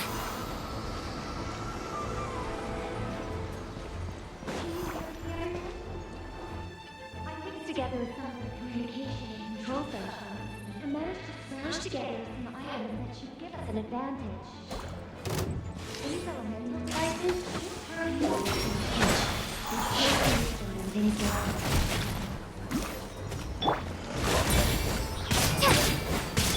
Brace yourself. Think you can get away? Here we go. Yeah. All good, Venti? Very much so, thanks to your timely arrival. But Mondstadt looks like it's in bad shape. Yeah! The city's crawling with abyssal monsters. It's almost like we've already lost. I'm not sure what happened, but the rest of our group might need backup. Let's find them first. Good point. Let's go!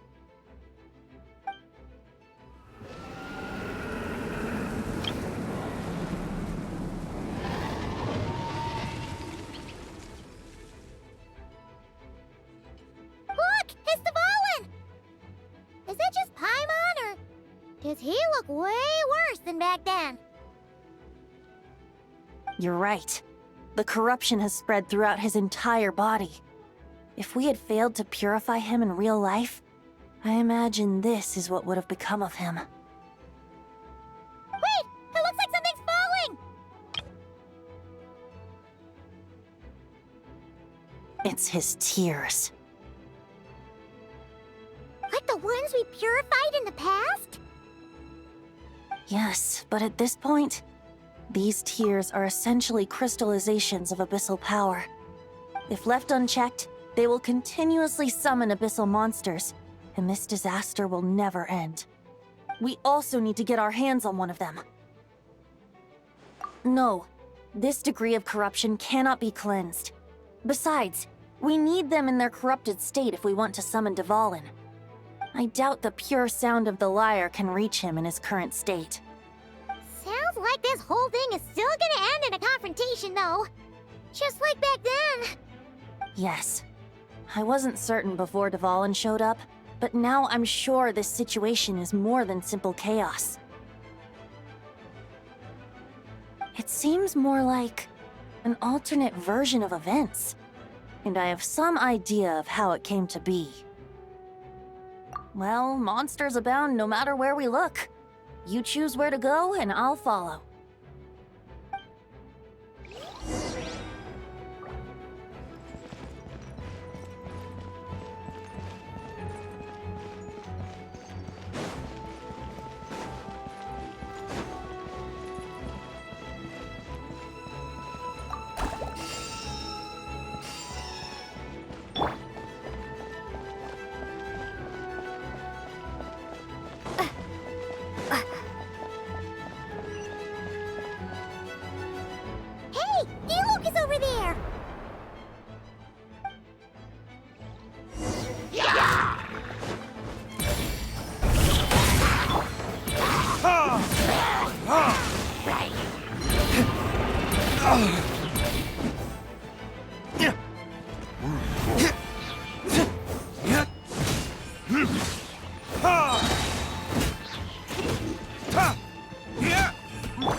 Let's play!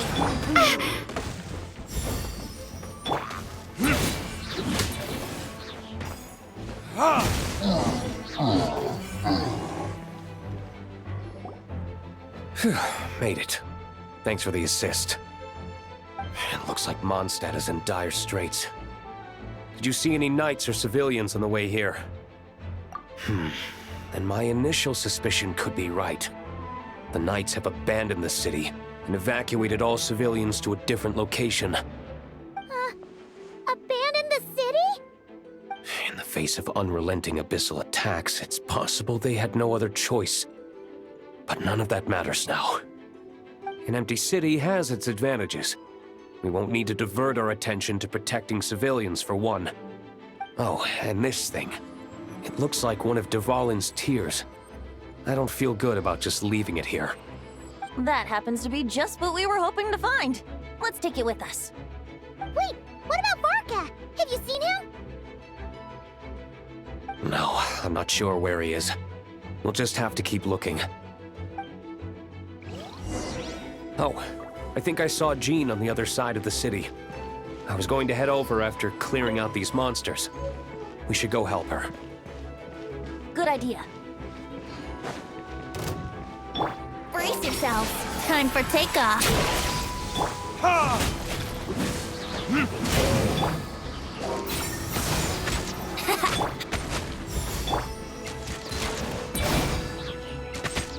Here we go. Time for retribution! Ha! Ha!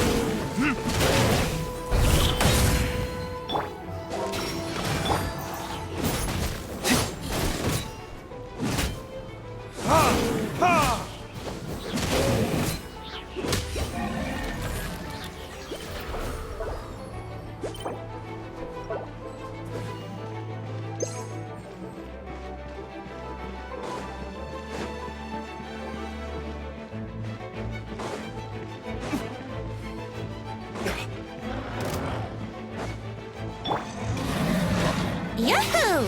Think you can get away?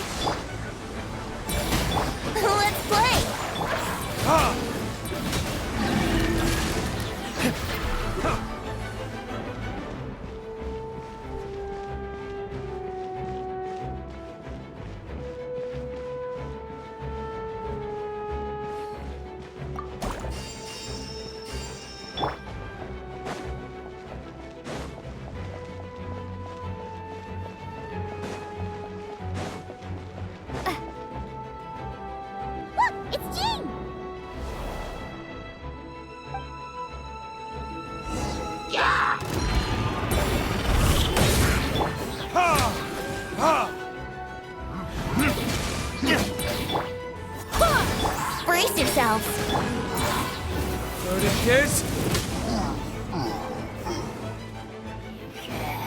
ha! Ha! Yeah! Yeah! Ha! Yeah! Ha! Yeah!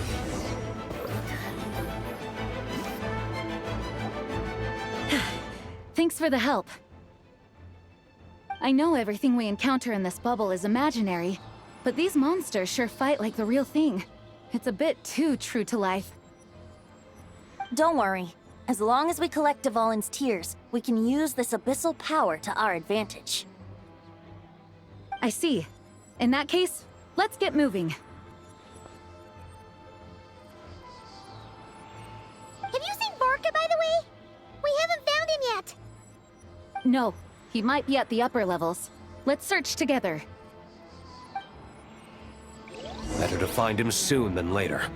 The Grandmaster is an exceptional warrior, but this is the abyss we're dealing with. You can never be too careful.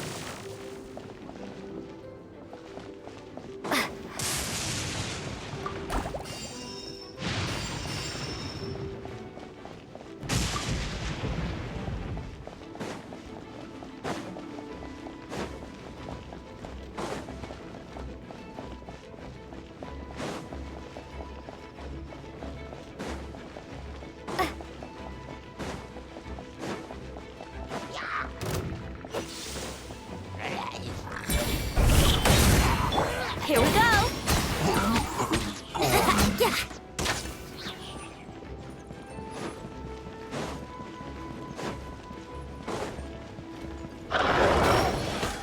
Time for takeoff.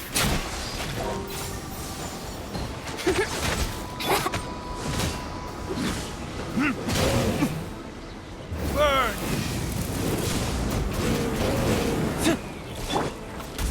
Barbados, guide us. Ha! Ha! Yeah! Yeah! Ha! Ha!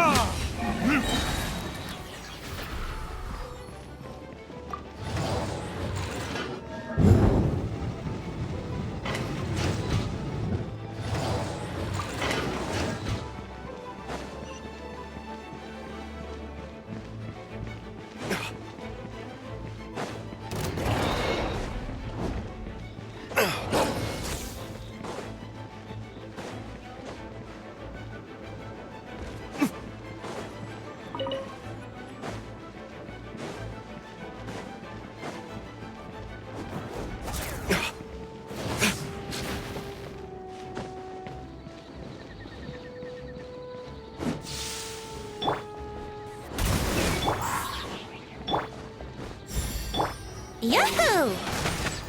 Yeah. Think you can get away? Here we go!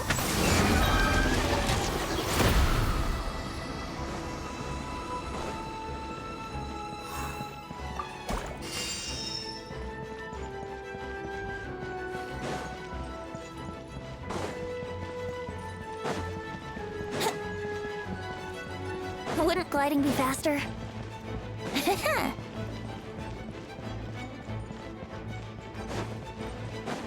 Brace yourself. Yeah!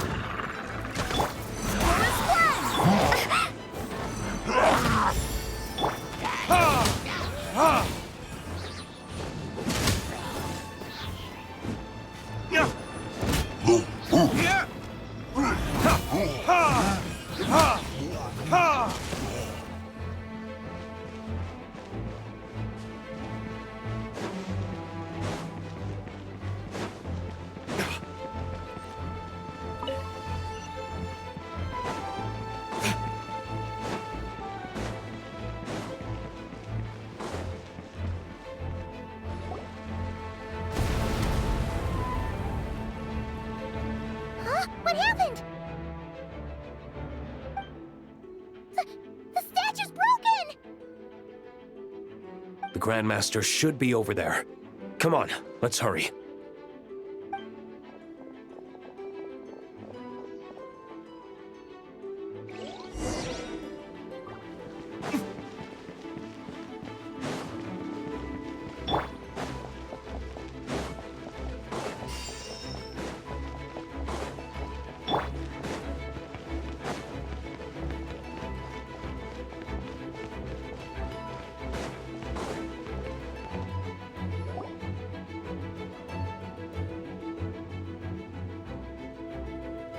We're here to help.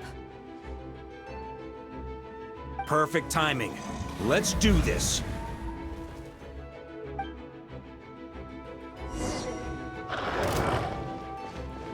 I swear by my sword! Yahoo! Time for takeoff. Brace yourself.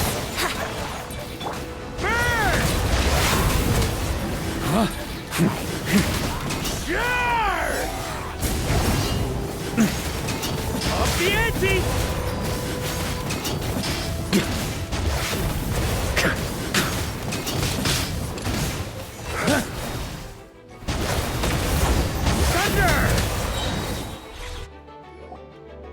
Looks like we're all back together. Everyone in one piece? Yes. The honorary knight arrived just in time to help us out. Now that we've collected Dvalin's tears, the monster attacks appear to be easing up too. I'm sure you've noticed, Varka, but the city is pretty much a ghost town at this point. Yeah, we should get out of here. No sense wasting our strength.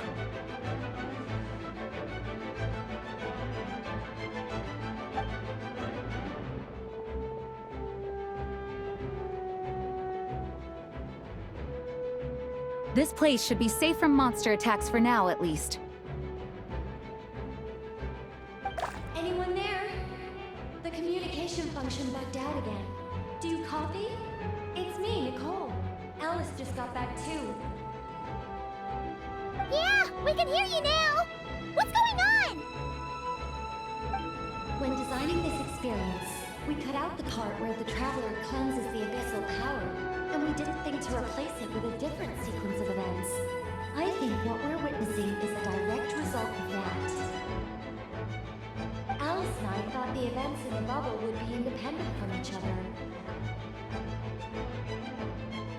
But since the magic is contained in one place, it appears a casual link has formed between all the events within it. And so, because Dvalin was never purified, we've encountered a major bug. I knew it. So, what we're witnessing now is like an alternate version of events where the honorary knight never appeared in Mondstadt. Wait, but even if the Traveler never showed up, you could have done something, right, Venti? The Abyss is a far greater enemy than one person can face. I could have handled that specific situation, sure, but it wouldn't have gone quite so well. If I'm not mistaken, you've seen how that version of the story goes yourself, right, Varka? Through the mage's scryglass? Yeah, it was a kind of prophecy. It felt so real, I doubt I could ever forget it. In the end, you were able to seal Dvalin away, but you were wounded in the process. But if Dvalin was sealed, how did things get to this point? Because a seal doesn't solve the root problem. Over time, the Abyss would just grow stronger and stronger, deteriorating Dvalin's consciousness until there was nothing left. Wait! Does that mean what we saw earlier was... The aftermath of Dvalin breaking free from the seal, that's right. He is in dire straits. The power of the Abyss has fused with his flesh and bones. Purifying him now in this state is no different than sentencing him to death.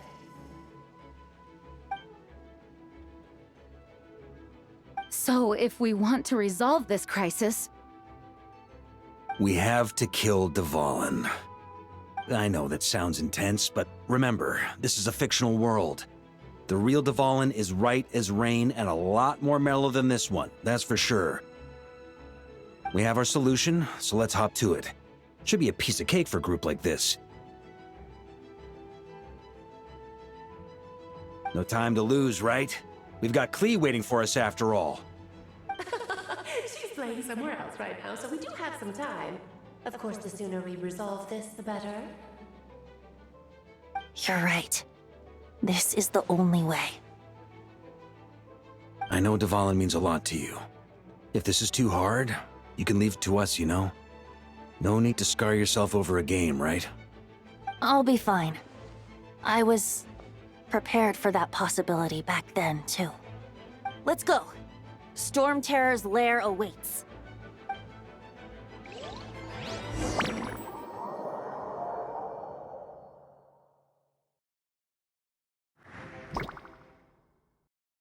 This is it. Ready, everyone? More than. Of course. I just hope I learned a thing or two since the first time around. Ha! Guess I'm the newbie, huh? Good thing I'm a quick learner then. What about you, Traveler? This was your first big fight in Tibet. Were you nervous back then? How about now? I'm not nervous. We've all grown a lot since then. We overcame this challenge once, and we can do it again. Paimon believes in you! Then let the mournful cries of this lyre, tainted and defiled, summon a familiar now utterly warped.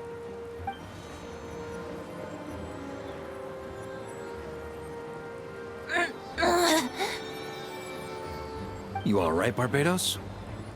Turning the surging abyss into musical notes is no simple task. But how could I claim to be the finest bard in Tibet if I didn't rise to the occasion?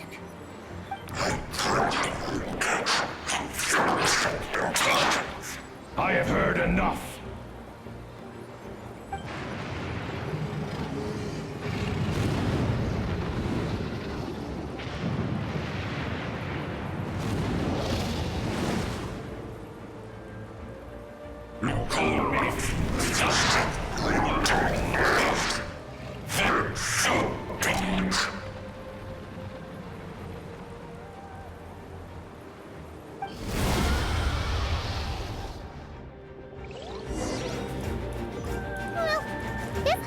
Dragon is as intimidating as ever! Remember, we need to wear him down first before we can attack his weak spot.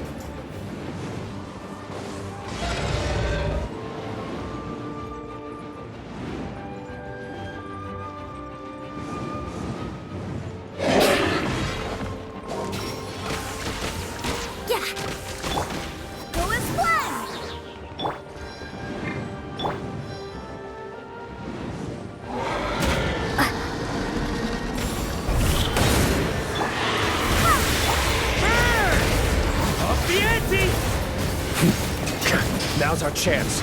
Climb up and attack the abyssal core.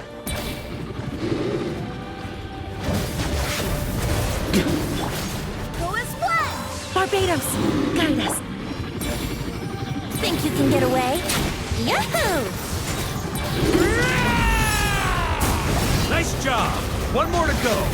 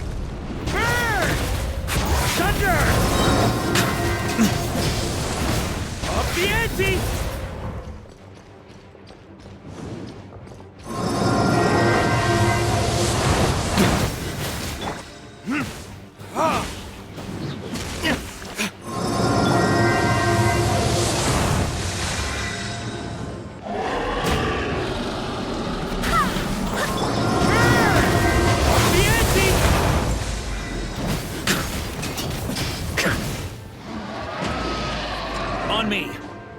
Here.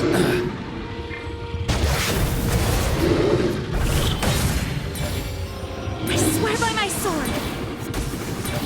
Time for takeoff. Maria sweeping in! Burn!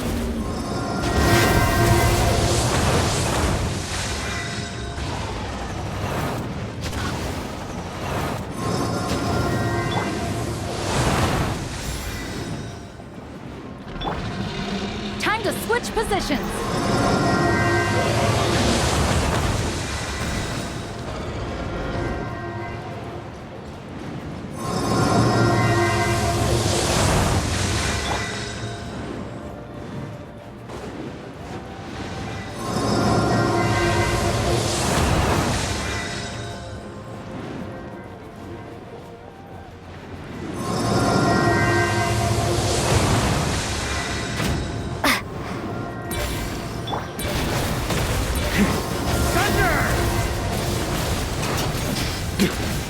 the ante! Off the ante!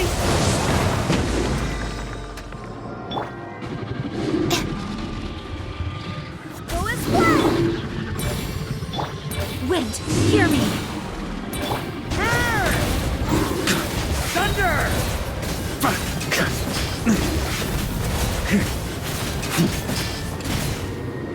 Off the ante!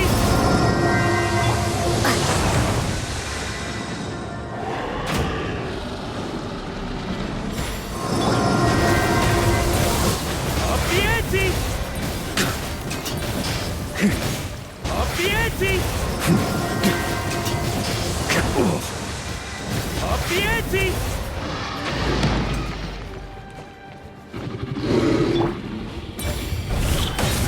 Think you can get away? Yard! Burn! Thunder!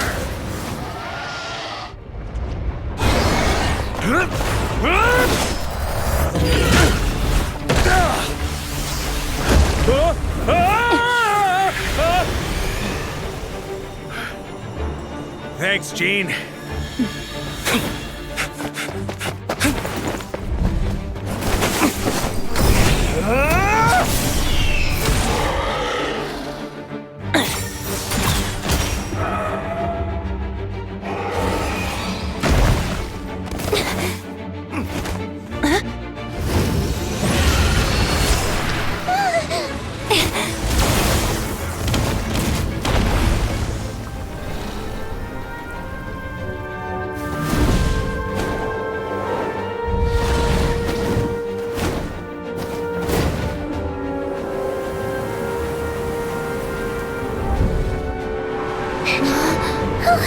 Devouring, you're here! I follow the lyre's song, wherever it leads. Thank you. Looks like the mage's tale isn't over yet.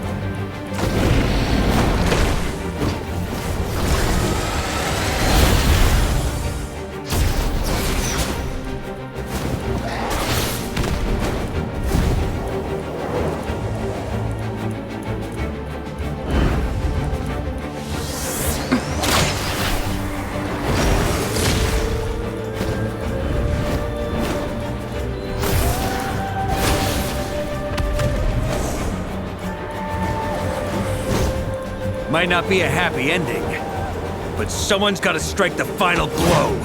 It's your turn to be the hero. I'll take knight over hero any day.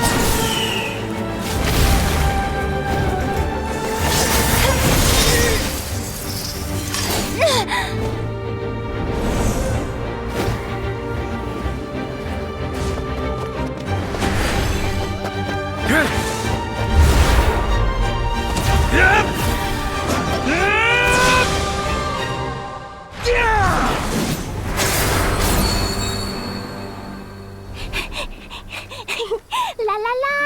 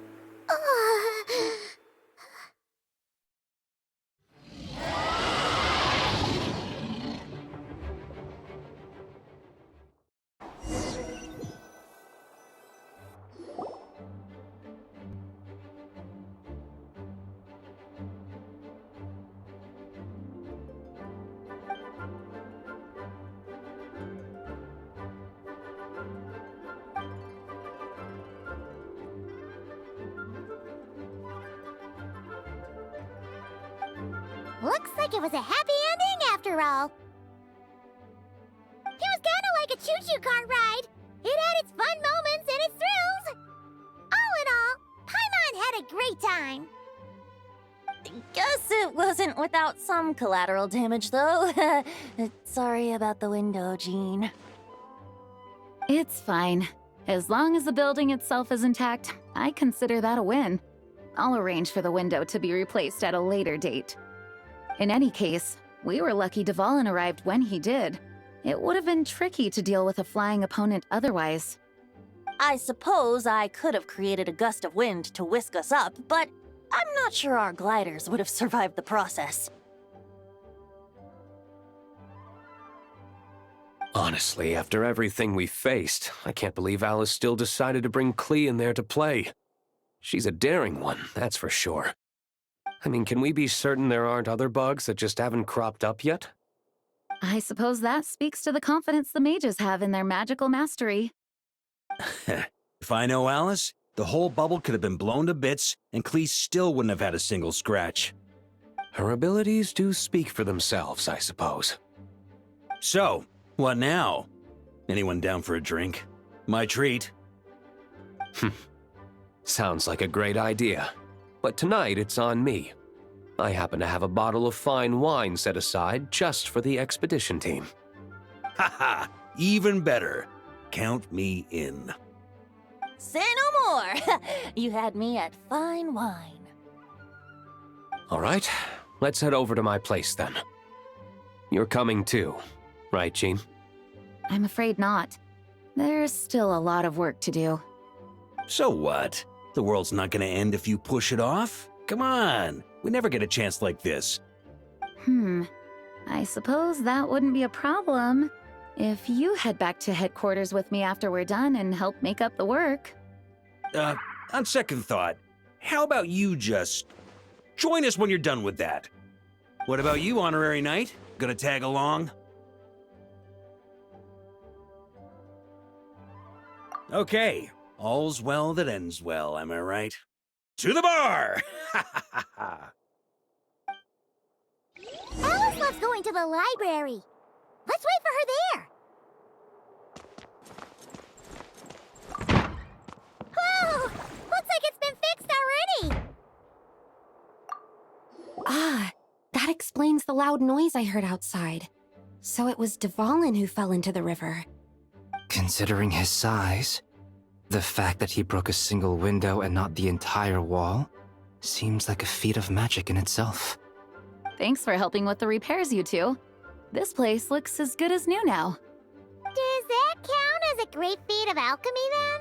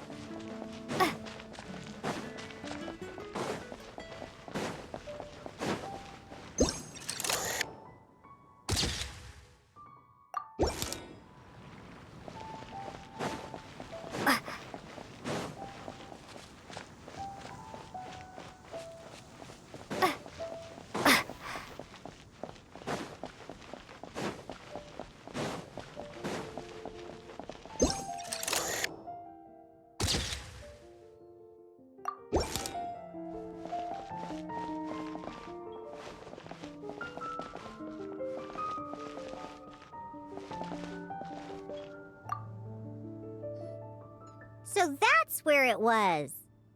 Diona? What are you doing here? It's my first time seeing these little guys. They're from that land, right? Oh, they're so cute. Alice put a version of the cat's tail here and asked me to run it. It has the setup I'm used to and everything. Now, all I need to do is make some drinks. And you know what? This is the perfect chance to change all the ingredients to super weird stuff. I'll get people to lose interest for sure. Looks like your campaign is going strong, huh? Even out here. Of course, the only thing missing is the cats, actually. They seem to prefer the real cat's tail. But that's not a huge surprise. Cats are sensitive about where they live. Even if the place looks exactly the same, they'll know something's off. So, Alice said she would find different staff instead.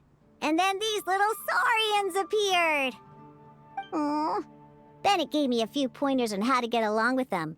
Turns out, there's not a huge difference between them and a cat or a dog.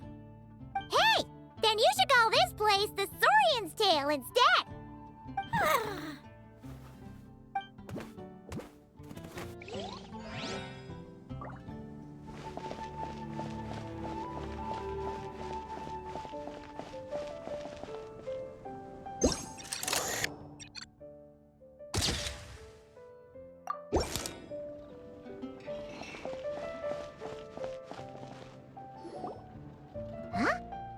Weird. Did Mondstadters always raise boars around here? Found it! Barbara, over here! Coming! Oh, how did this happen? Barbara and I were just grabbing some food at Good Hunter. But then, how do I even put this? The sweet madame and sticky honey roast we ordered came to life. Sorry, what? That's right. I managed to catch the sweet madame earlier. Come on, let's wrangle this thing so we can head back and eat. Wait, what? Uh-oh. What is it? More pigeons and forest boars! The rest of our lunch is making a break for it!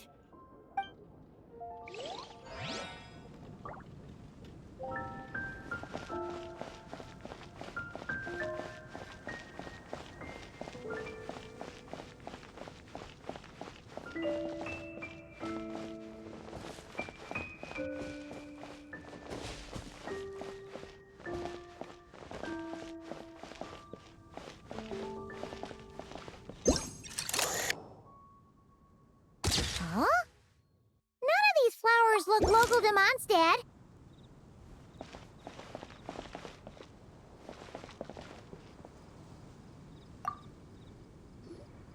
Wait, Emily? Huh, it's been a while. Hello, you two. Looking to buy some flowers? Yes, I came to Mondstadt to collect a few samples for new scent ideas, but I wasn't finding anything. Then, this lady who called herself a mage told me she had a bunch of rare plants she was sure I'd never seen before. All I have to do is manage this flower shop, and I get to research these plants all I want. Nice! That should help you come up with something new for sure. If there's one trait they have in common, I think it would be the feeling of summer. Refreshing and clear, cutting through the full-bodied and dreamlike floral notes. I certainly have a lot to research, so I think I'll be here for a while. Did you need anything? We're looking for things in here that are different from the real Mondstadt. Do you mind if we take a few pictures of these plants? Hey, since you like them so much, why don't we ask Nicole if you could preserve them in some way? Really? That would be amazing. This is my payment after all.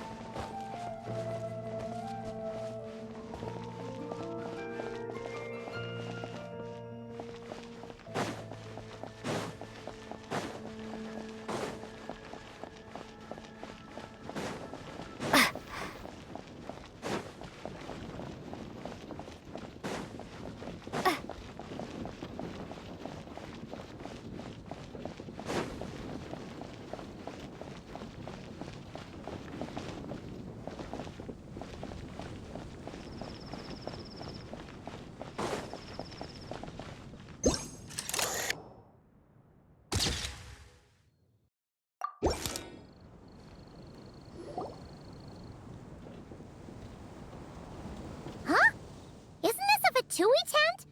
That shouldn't be here. Wait, but there are always those two Fatui around here chatting about stuff. You've noticed them too? I've been watching them for a long time. Not that I've overheard anything useful. Guess it's just my luck.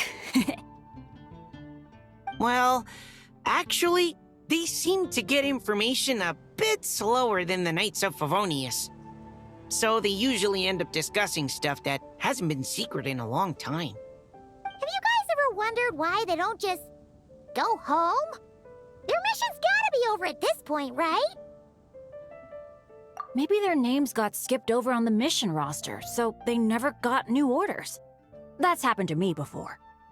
I suppose, but your experiences tend to be quite unique.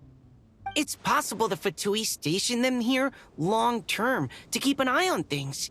Or maybe they volunteered for this position because they don't want to go back. Either way, we should have Nicole take this tent down. It's making Paimon think we're gonna have to fight someone.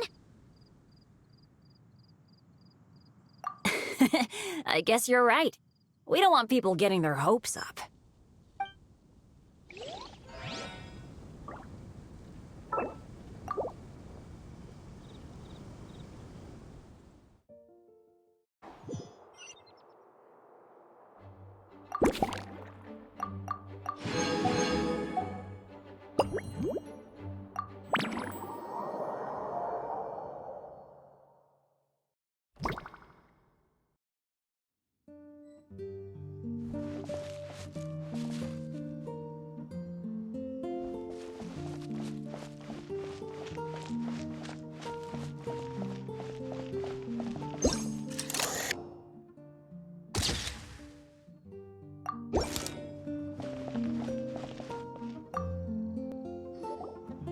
Such a succulent fragrance of grapes. Ah, this place is heaven. Had I a mouth that could move, I doubt I could resist eating them right off the vine. This is awesome. Whoever lives in here must be a person of means indeed. Even in a storybook world like Simulonka, we can never afford such a big estate. Wait, but this is a world inside a story too, isn't it? Oh, hello! Is something wrong? My apologies, but the event taking place at Dawn Winery is not open to the public quite yet. Allow me to show you around a different area. Ah, I see. That's unfortunate. Oh, it's Noelle! Hey there! Oh, hello, you two. Well, Miss Alice thought things might get complicated around here, so she said she needed someone capable who could get the job done. So she flattered her way into dumping a bunch of work on you? Stuff that isn't even related to the Knights at all? Oh, no. Mr. DeLuke was there, too. He said he would appreciate some help guiding the tour groups from different worlds that are here to visit. Tour groups from different worlds? Oh, right! The Golden Apple Archipelago, the Valurian Mirage, Simulonka. The gang's all here! Oh, it's all right. I'm happy to help.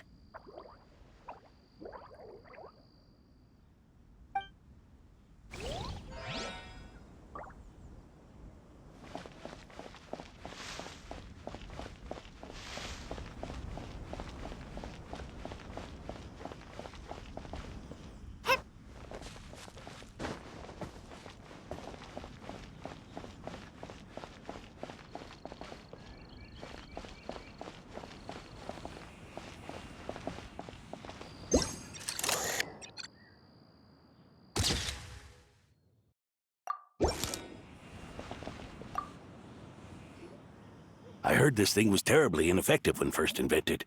You could only catch 10 in a week. Why, the research staff barely wanted to touch it, let alone improve it. But for some reason, it gained traction among adventurers once it entered the market. True, it takes time. It beats having to do it yourself, I suppose. But there are so many crystal flies around here. Surely it's not that difficult to just do it the old-fashioned way? It's a bit far, though. Just imagine how tiresome it was back in the day, having to come out here over and over again, and no gadget to help. Does that count as trespassing on private property, I wonder? I suppose it hardly matters anymore. Adventurers aren't quite so keen on crystal flies nowadays. The times they are a-changin', eh?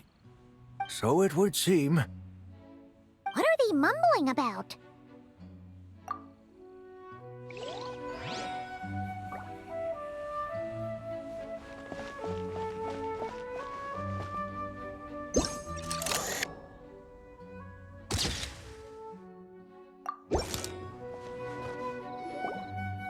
Another tent? Huh. This one's kinda nostalgic too. It's here because I refused to let that mage use my house as her playground. But we still needed an additional rest area for the guests, so we set up this tent instead. Huh. Looks like we can use this device to keep in touch with the mages or get some hints. Kinda like we were able to do back then, remember? Now that you mention it, the arrangement is almost identical. Nights on vacation, summer, the sea, and a small little wave rider. It's all taking me back. However, you're forgetting about the part where we were stranded on a deserted island and couldn't even make it across the water. That's what stuck with me the most. Oh, I remember. At least I wasn't dead weight in that situation. Fun times, huh? So, the mages prepared this stuff then. Guess we should take a picture and go check in with them. Be my guest. You know, the expedition in Nodcry is coming to an end, but knowing Grandmaster Varka, I imagine there will be another chance to set off in the near future. Not that I'm extending an invitation, I'm just mentioning the possibility, that's all. That's our honorary knight. No matter the mission, you always have a place among our ranks. Come talk to me when you do have an official invitation, then. I have other things to do in the meantime. The intel I have on hand is pulling me in 100 different directions, but unfortunately, time off isn't one of them.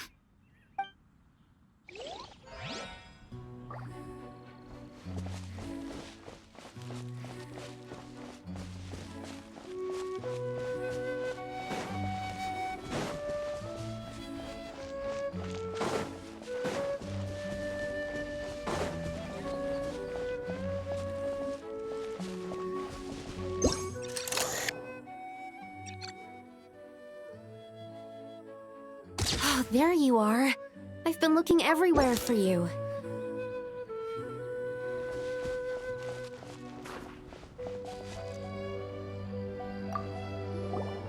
Something wrong, Sucrose? Oh, no.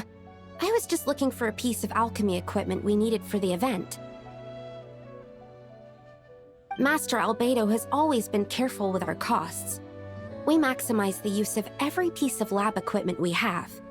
So if something hasn't been used in a while, it's usually pretty old. Take this, for example. We've used it a few times before, but we found the effectiveness and ease of use somewhat lacking, so it was sidelined quite quickly. According to the mages, it was meant to be placed in the city, but it went missing after being tossed into the magic bubble. Luckily, I found it. I just don't know why it ended up here of all places. Well, all that matters is that you found it in the end, right? We'll contact Nicole and get her to send it back to the right spot. Great. Thank you so much.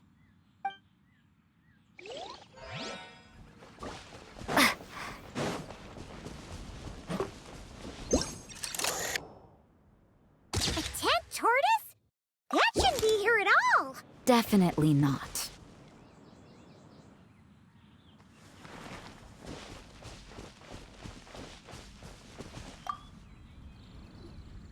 Wow! I've never seen such a large turtle in my life. There was a time, back when I was little, when almost every child in Mondstadt had a turtle as a pet. It was quite the trend. Oh, yeah! Jean and Diluc mentioned that a long time ago. I had one too, of course.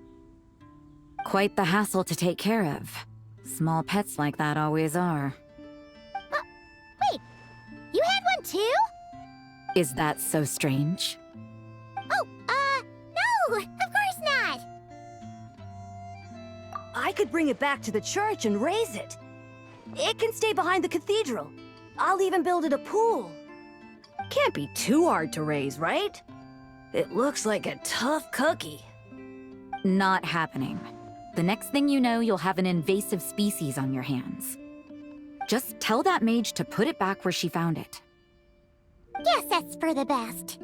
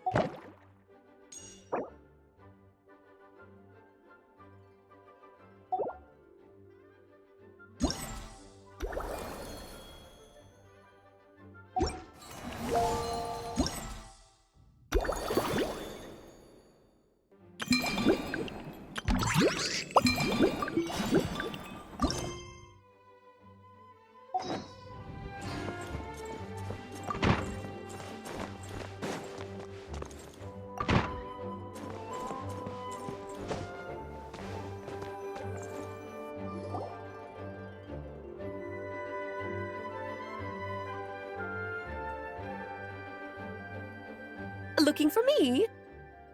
I'm glad. I wanted to thank you for helping me keep my promise to Klee. She had a splendid time in the bubble.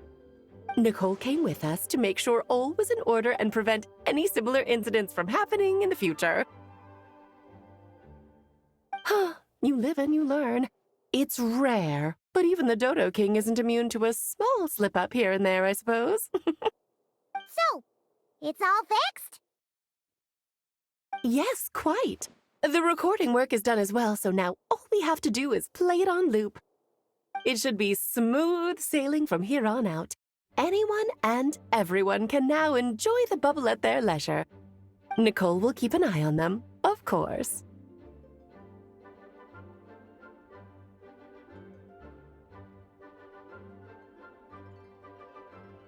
I wouldn't put it quite like that. It was more like a fate that will not come to pass. Huh? What's the difference between the two? Let us not forget the courageous dragon slayer in the story. Well, in real life, he had already left on an expedition to Nodcry at that time. Of course, that doesn't mean Dvalin would have escaped his destined death, for another hero would have come along and paid a painful price for victory. But what we saw in the bubble was what happened after Dvalin broke free from the seal. So, couldn't Barca have been back by then? Dear Paimon, you're free to ponder such questions yourself, of course, but it's of little use to ask them aloud. Word to the wise, do not lose sleep over all those what-ifs, over the fates that will not come to pass. It's an exercise in futility. Those who can observe fate see both the good and the bad of what could have happened. But all that matters is what did happen. Those alternate fates are nowhere near as important as the world that exists in the here and now. All right.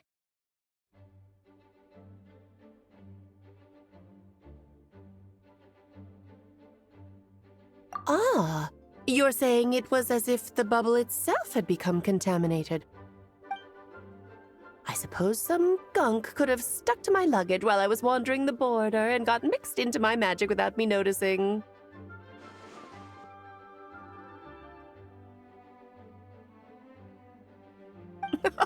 Just kidding. I would never be so careless.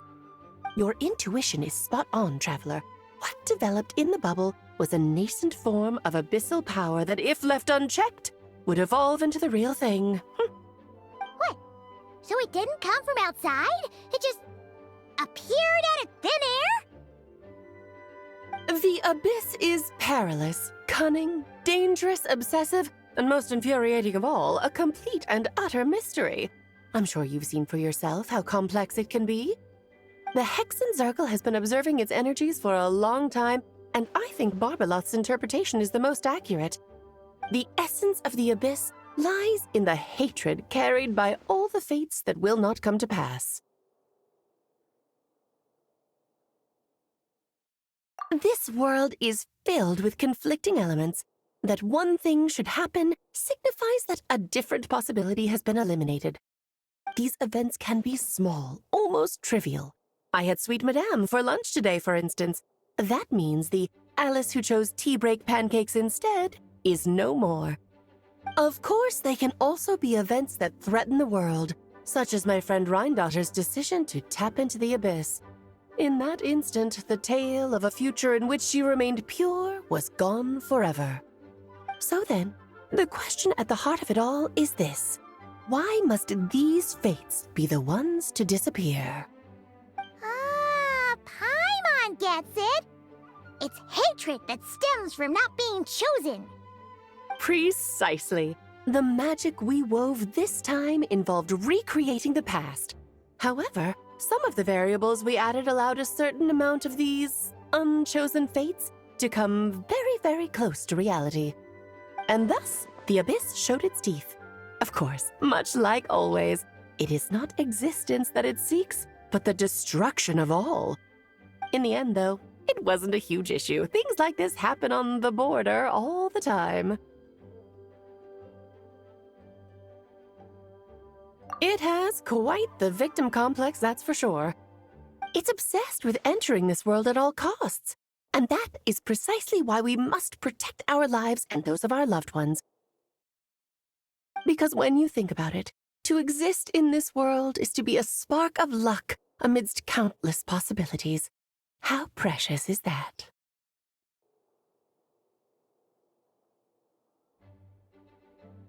Ah, Alice, you're here.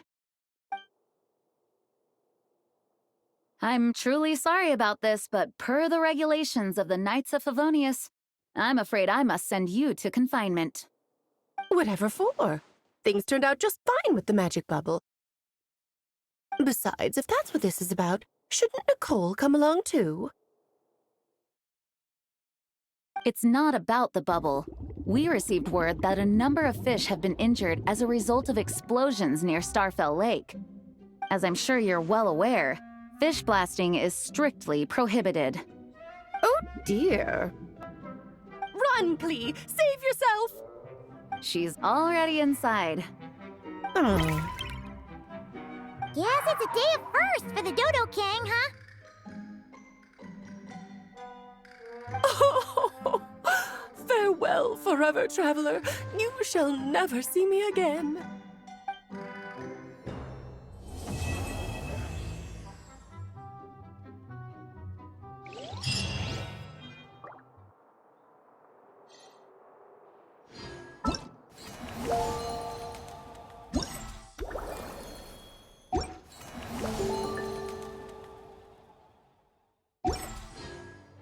Let us have...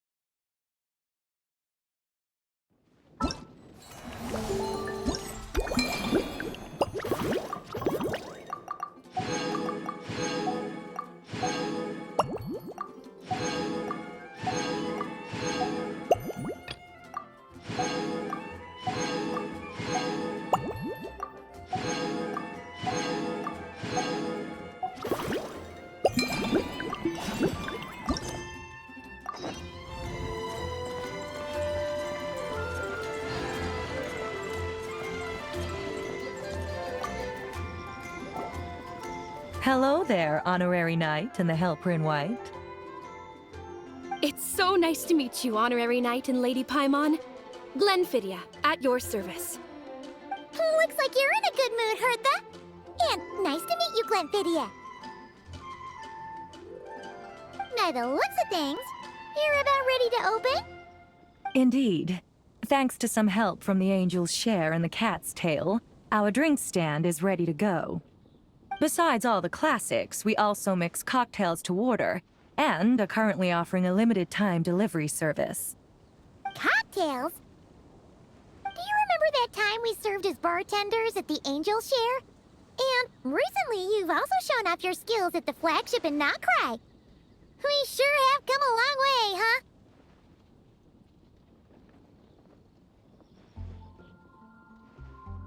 The only thing is, our current drink selection is quite traditional, and it stopped feeling fresh long before the expedition began.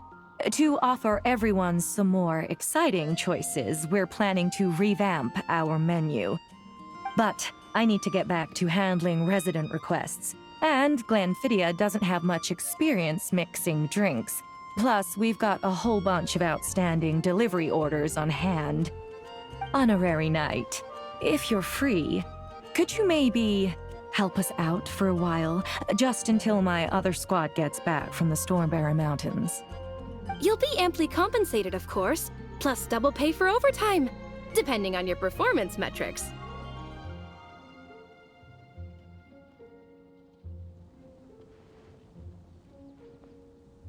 Paimon's not sure what performance metrics are, but she's happy to help with deliveries. As the best guide into that, Paimon needs to keep up with the changing times. Besides, this'll give her the chance to explore the city and stay up to date with all the recent goings-on. Working with you two is always such a breeze.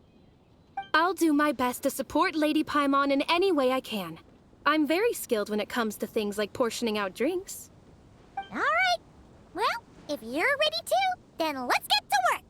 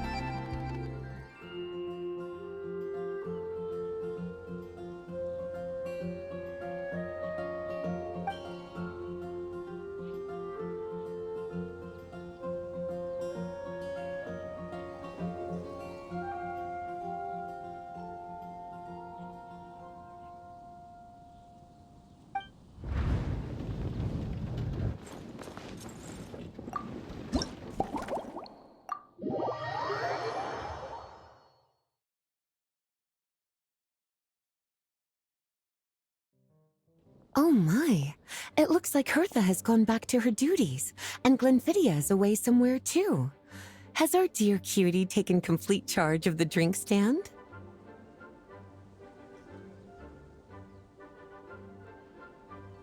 Wonderful. Now I can order without worrying about ending up with one of the logistics company's specials. The type of drink that keeps you awake all night, leaving you no choice but to pass the time working.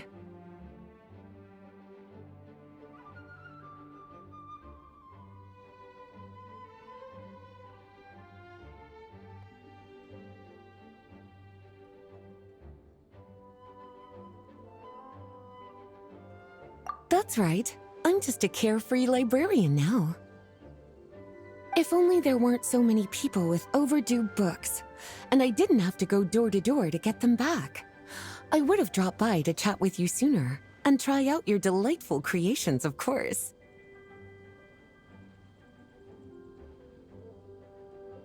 Let me think.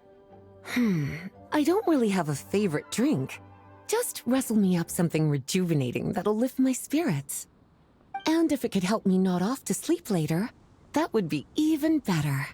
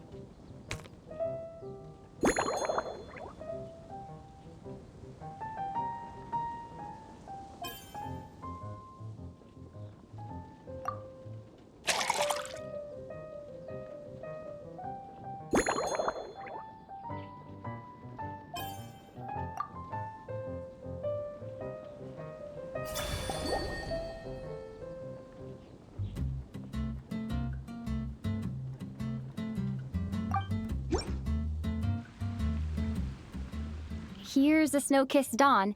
I hope you like it. It's delicious, cutie. Pleasantly tart, sweet, but not cloying, smooth on the palate, with a refreshing aftertaste. If anything, though, I seem to be feeling a little more energetic than I'd like. Perhaps you've unwittingly unraveled Glenfiddia's secret and concocted an even more effective pick-me-up?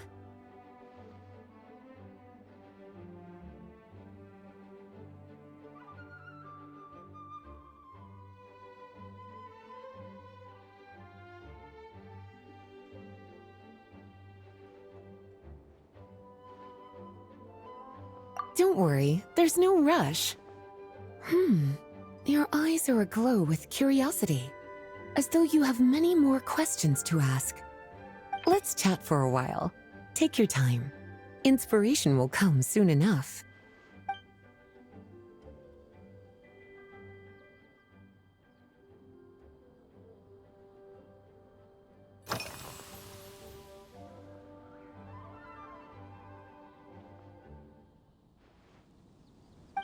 Since you're asking, it's been a bit of an unusual day. There's a chef, fresh out of training in Fontaine, who's recently taken up a position at the Goth Grand Hotel. She borrowed our most valuable book, the Mondstadt Millennial Compendium of Desserts. Apparently, she plans to use dessert-making techniques to improve the taste of various savory dishes. Something about reducing their greasiness.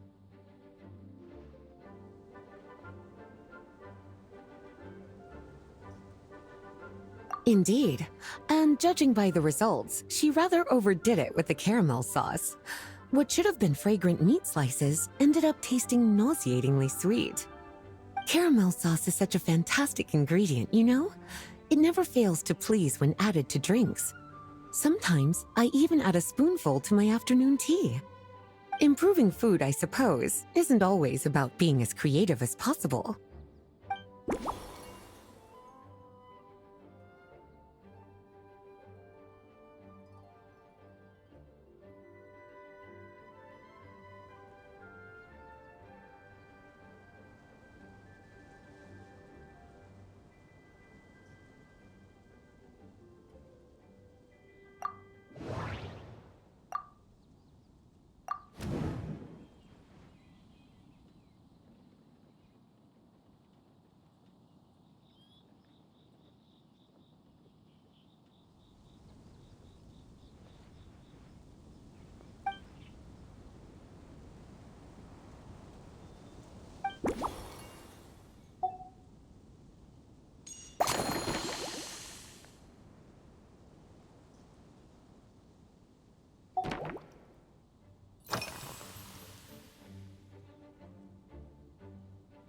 Oh, this?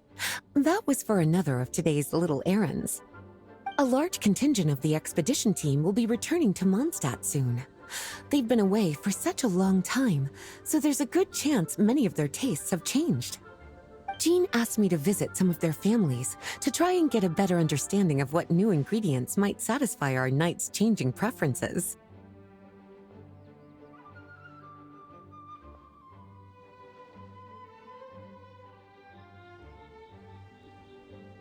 Well, they've all devoted their blood, sweat, and time to protecting Mondstadt. They deserve some care and respect in return. Based on what I gathered, the most requested ingredient was cacahuatl from Natlan. It seems like our knights have developed a taste for cocoa.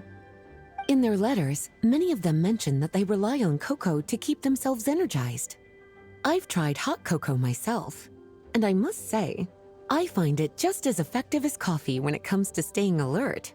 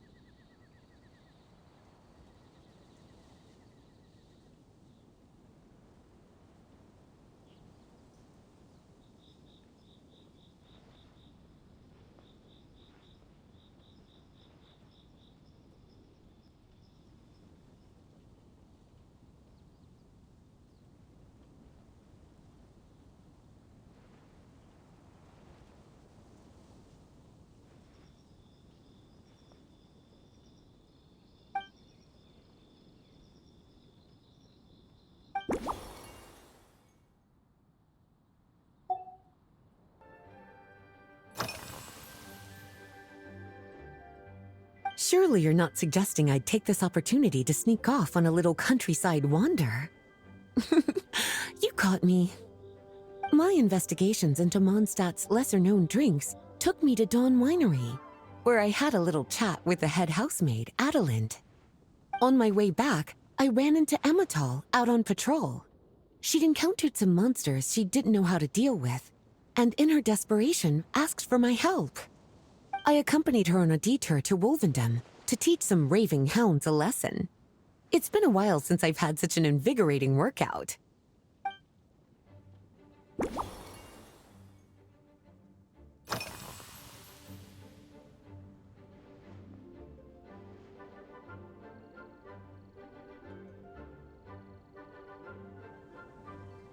Lately? So careful with your wording, cutie. Is that because you think that I, too, might have changed since we last met? Or simply because you can't remember?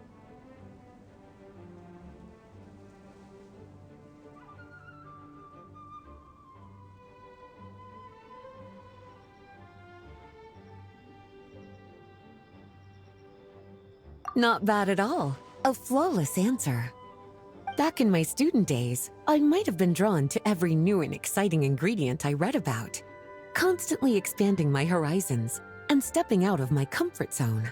But now, I've grown accustomed to a life of comfort and routine. To paraphrase a certain Leowed legal expert, my life is fast approaching a state of living out one's golden years in peace and comfort. I'm no longer so easily moved by adventure and excitement. I'm sure you remember, a few years ago, when we were adventuring together, you found me that sweet-tasting alchemical ingredient. Well, my tastes haven't changed a bit since then.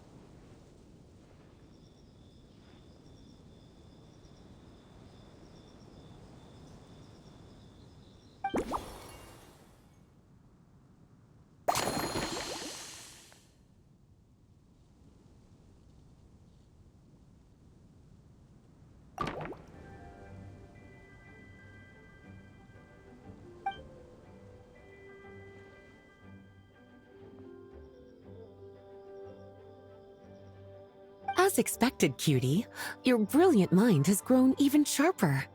Just a few gentle hints were all you needed to light that special spark of inspiration.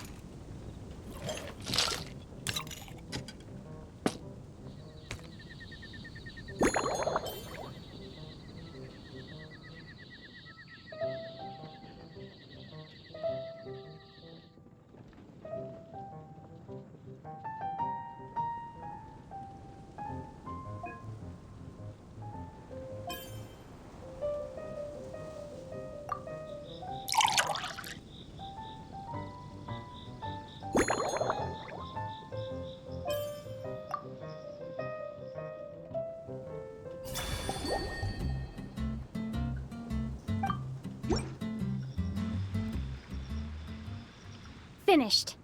A new creation, custom made for you. This should help you fall asleep quickly and guarantee you peaceful dreams. It's called a slumbering rose.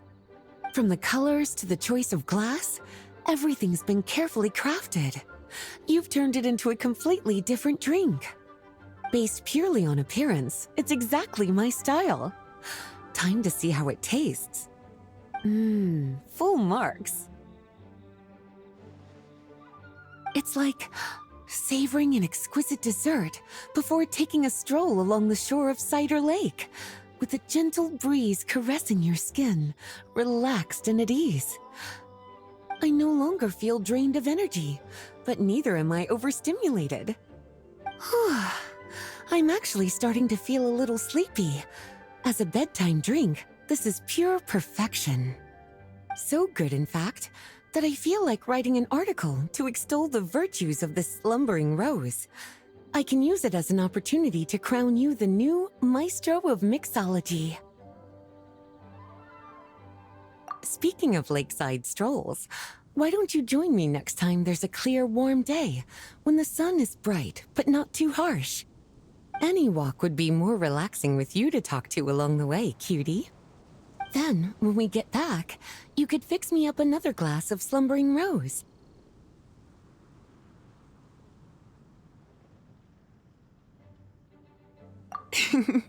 And I'll make just as sure to hold you to that.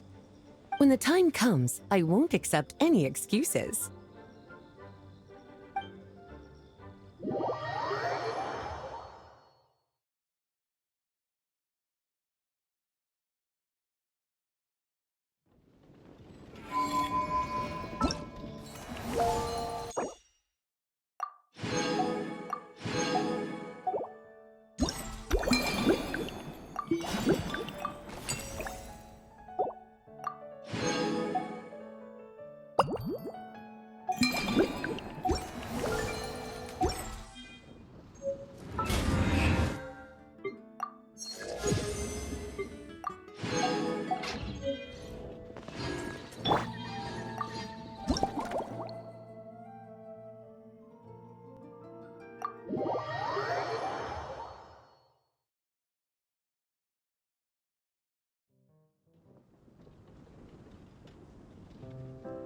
Good afternoon, traveler. I didn't expect the honor of witnessing your harmonizing talents here in Mondstadt. Both, actually. A lady calling herself a mage asked me to come manage her flower shop. At about the same time, the Cat's Tail commissioned me to create a new fragrance for their establishment. Ending today's busy schedule with a drink crafted by you in person is truly a wonderful reward.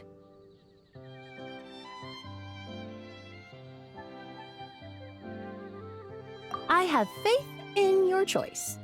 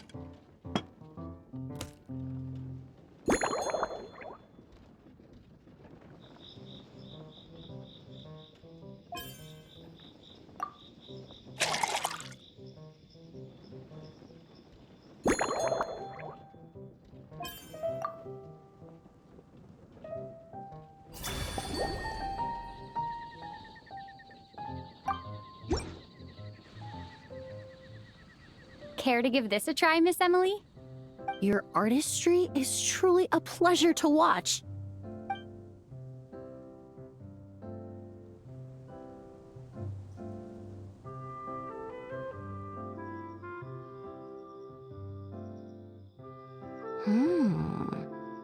This tastes like a local variant of a Lumiduce Twilight.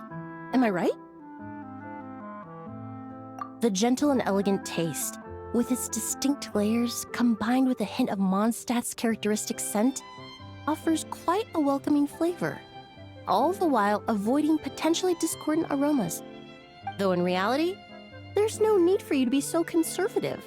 I have quite a high tolerance for flavors that stray outside the boundaries of conventional wisdom.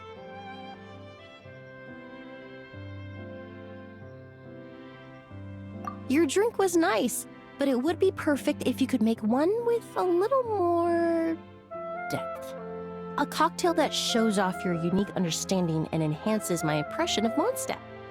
If you need time to mull things over, perhaps you might find inspiration in a little light conversation?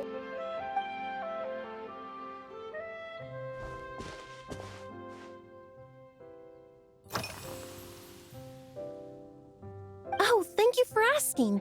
It's been going well, though this trip to Mondstadt has presented some unexpected challenges.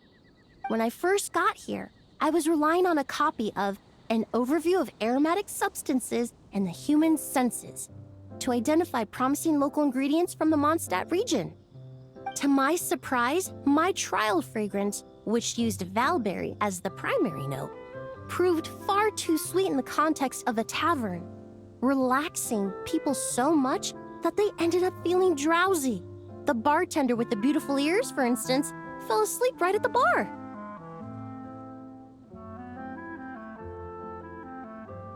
Let's just say that sweetness isn't always a case of the more the merrier. Maintaining an appropriate balance is beneficial for both body and mind. Even in daily life, I rarely eat sweet food, and I try to avoid fruits like berries that have a high sugar content. In the end, I completely eliminated valberry as an ingredient and turned instead to windwheel aster, with some success, I might add.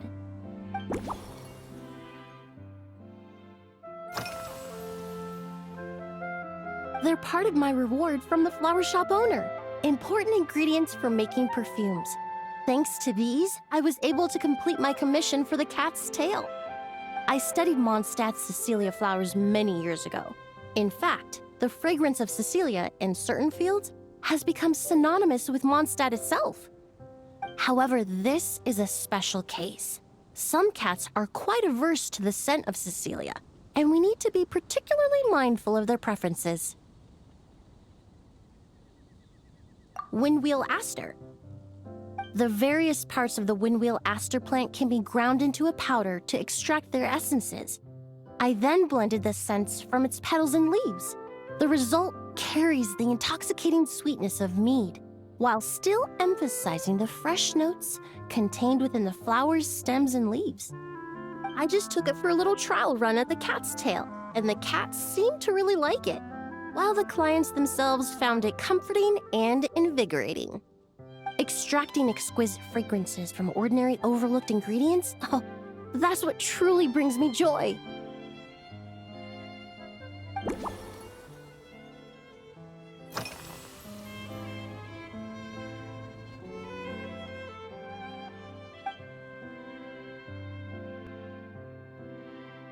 It really is. A while earlier, I watched a whole run of fair weather clouds float by, fluffy as pillows. It's not overly humid either, and the wind is gentle too. In such conditions, one's sense of smell is heightened, but not to an excessive degree. When scents are blended well, they naturally combine with the ambient context, leaving particularly powerful impressions.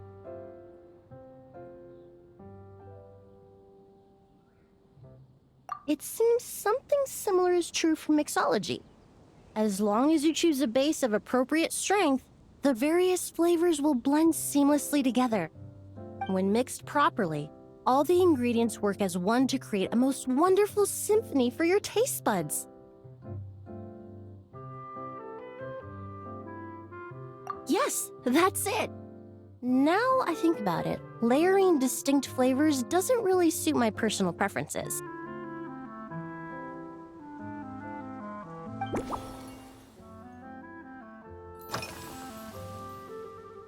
Usually, after work my friends from the Maison Gardiennage sometimes treat me to a few drinks.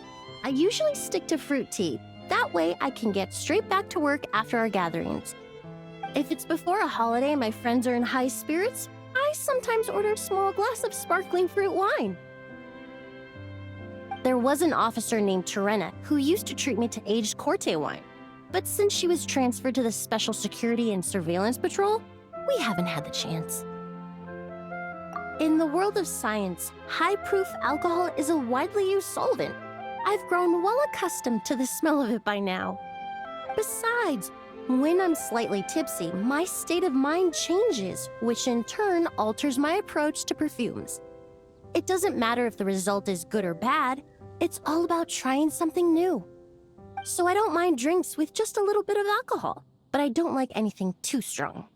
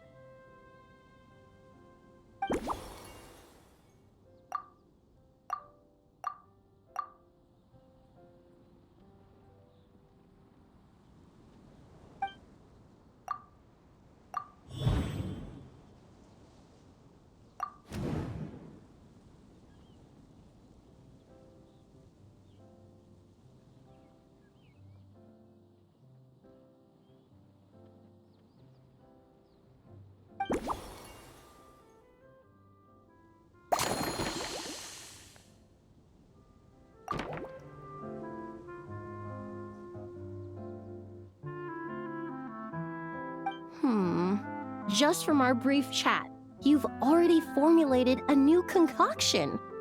Perhaps you possess a natural talent for this kind of creative work.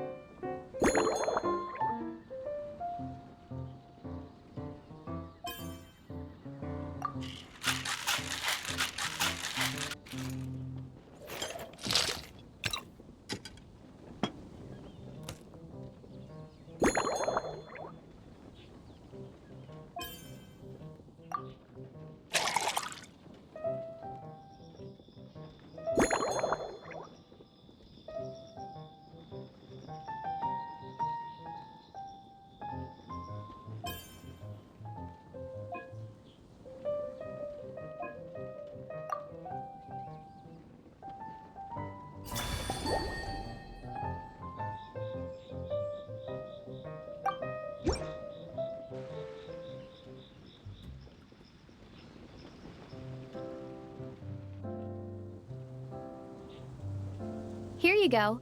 A new and improved Emily-inspired Lumideuse Twilight.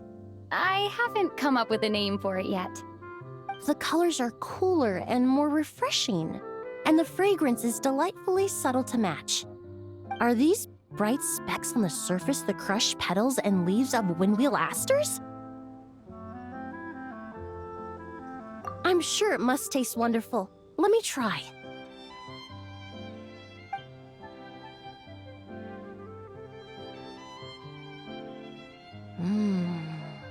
In the language of flowers, the windwheel aster represents the visible winds. Your cocktail not only captures their form, but also the fragrance they carry. Therefore, I suggest you call this drink Windborne Bouquet. The winds and clouds of Mondstadt swirl together in the glass, leaving behind enchanting traces of fragrance.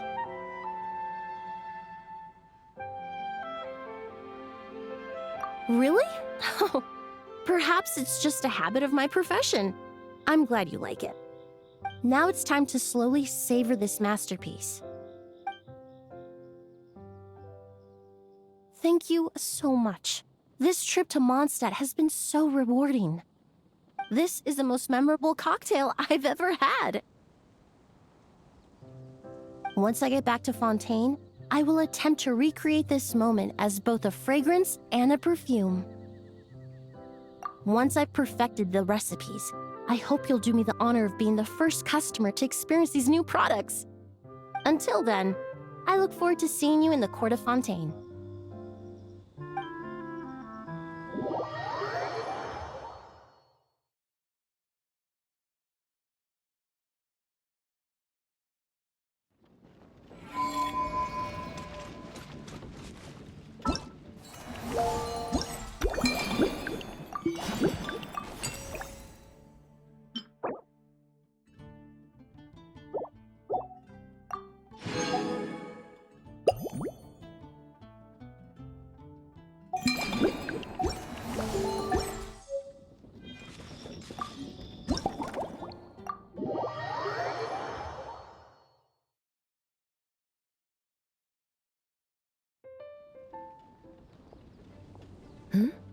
So you're looking after the drink stand now. If I'd known sooner, I would have stopped by this morning.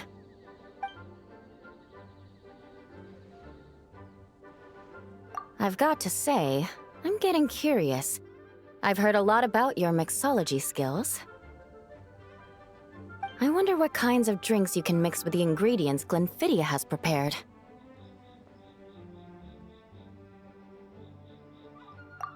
I don't have much of a choice. It's just one thing after another right now. First off, the Knights of Favonius annual combat assessment is coming up. And this year, the standards are higher than ever. As the captain of the reconnaissance company, I have to lead by example. At the very least, I need to rank as one of the top 3 captains in the practical portion. So, I've been intensifying my training lately.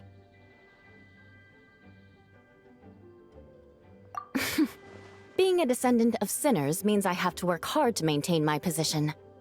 I'll have you know I've never once neglected my duties. Anyway, on top of all that, my duel with Miss Clorand required a lot of focus and energy.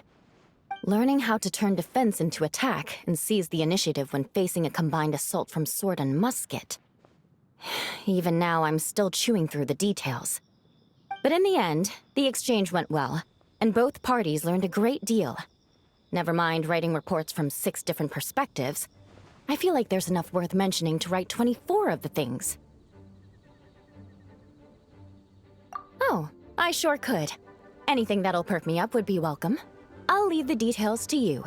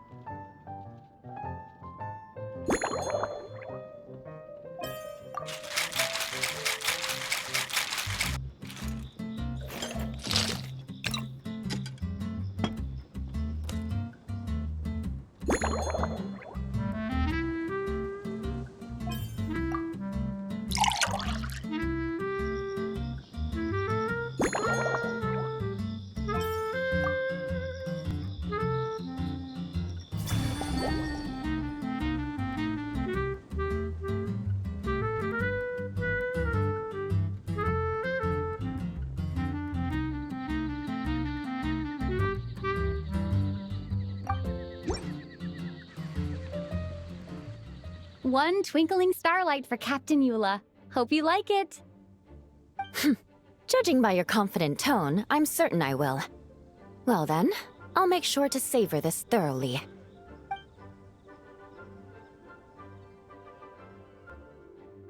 Huh, not bad. Sweet and tingly, with a delightful airiness. The fizzy water really brings it to life. I suddenly feel full of vim and vigor.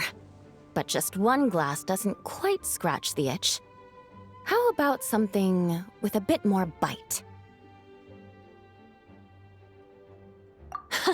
Don't hold back. You don't need to worry about putting me on the floor with nothing but a couple of drinks.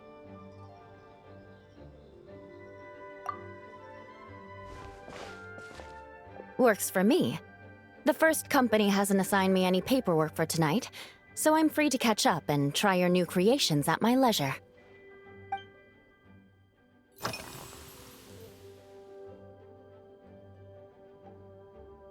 That's right. The merchant I got it from called it Romaritime Flower Fruit Extract. It has a very unique smell.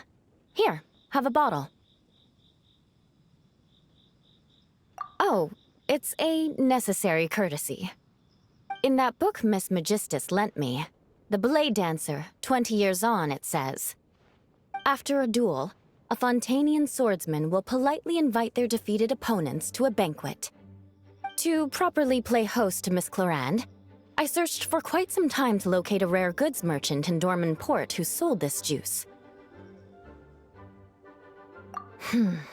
I had my doubts at first, too. But Amber said something that makes a lot of sense. She said that even if this custom doesn't really exist, following it still shows I've made an effort to understand Fontaine's cultural heritage. Besides, who doesn't like trying new things, right? When I gave it to her at our post-training banquet, Miss Clorand really did enjoy this juice.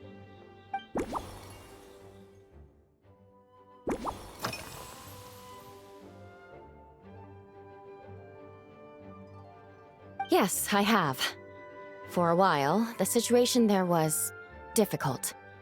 A gang of outlaw engineers was messing about with some sort of mechanism control technology, attempting to manipulate ruin graders so they could rob merchant caravans. To make matters worse, several veteran knights who had been stationed at Dorman Port were transferred to my squad, and they weren't happy to be taking orders from that Lawrence girl. Leading them on this mission was quite eventful. It took 3 weeks of stealth operations in the snow, with no fires to keep us warm, before we finally located the enemy's stronghold. Those veteran knights faced the bitter cold and were almost taken down by the enemy's smuggled battle mechs. Fortunately, the battle went our way, and they had no choice but to acknowledge my abilities. Me? I'm completely fine. But thank you for your concern. It was mentally tiring for sure, but fortunately, the operation wore them down far more than it did me. They won't be questioning my authority again anytime soon. If any new recruits try to make my life difficult, I'll just have my veterans give them a few friendly pointers. I guess you could call them a permanent solution, huh?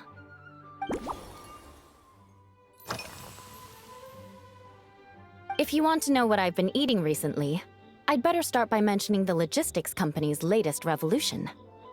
They launched a diet improvement initiative and started distributing a form of standardized canned food to knights operating in the wilderness. In the past, we only had dry rations. Every mealtime we had to set up pots and campfires, roll dice to choose a cook, and take turns standing guard.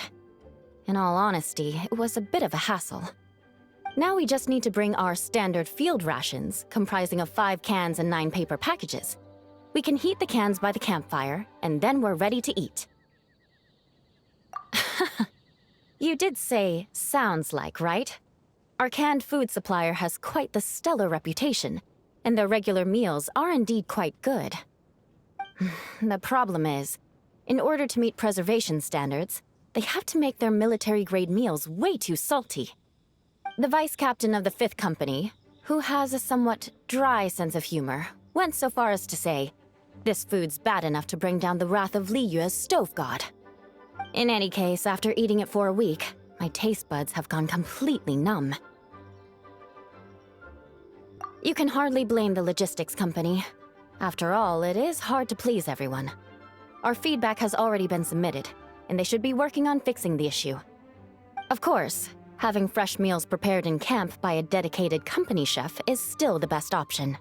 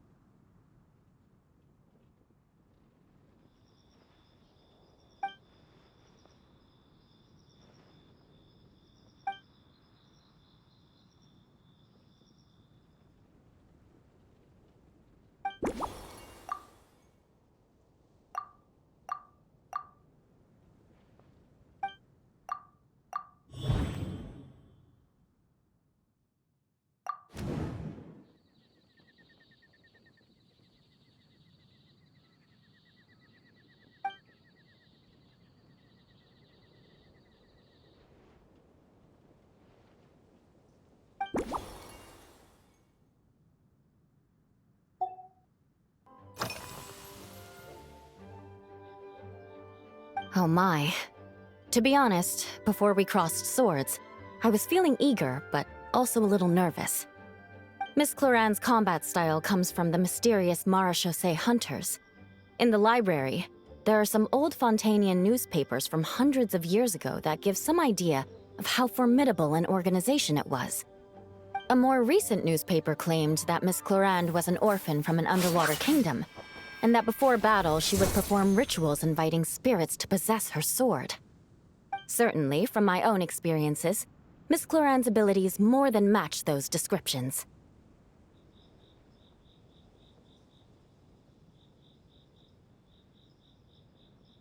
Incorporating elements of swordsmanship into a drink?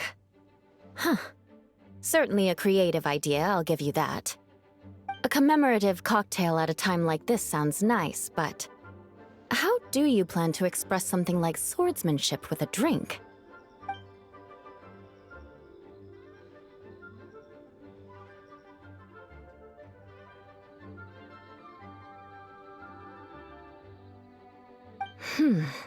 That definitely matches the description I read in that book.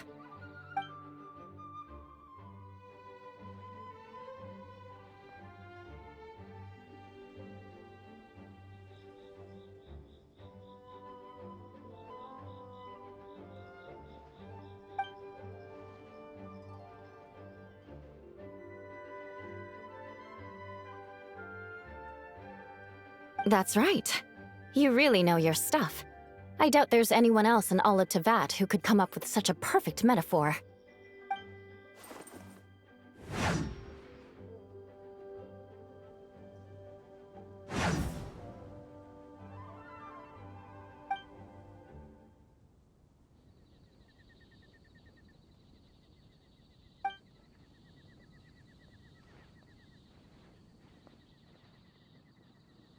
There's no need to make it sound so fancy. It's just an aristocratic variant of Favonius bladework, with a bit of personal flair.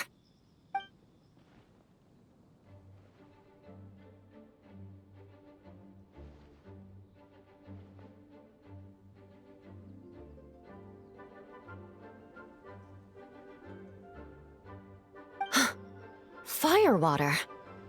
In recent years, firewaters gained popularity the world over, following in the wake of prosperous Snezhnayan merchants. These days, almost every tavern has a signature drink that uses it as a base.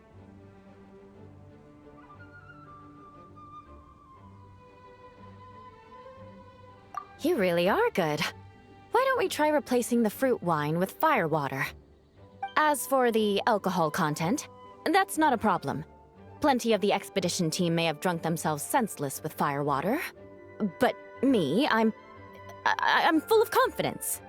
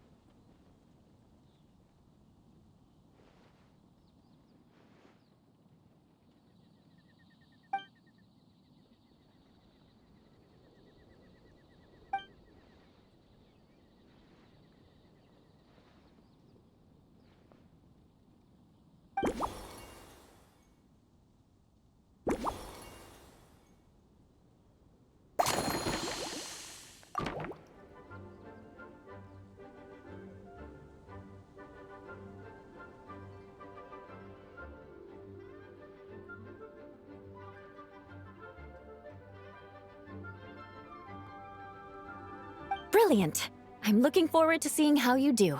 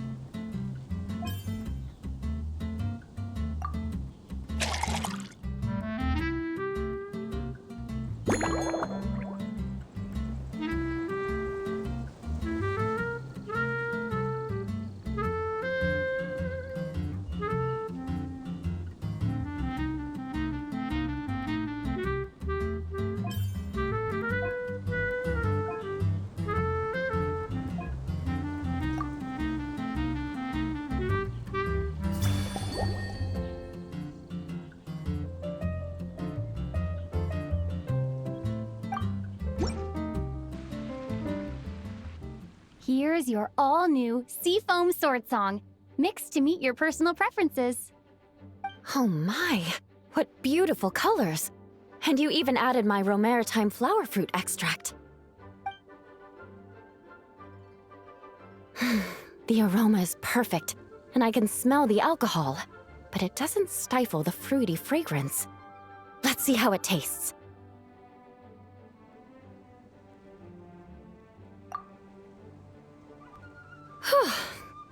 Give me a moment to come up with the right words.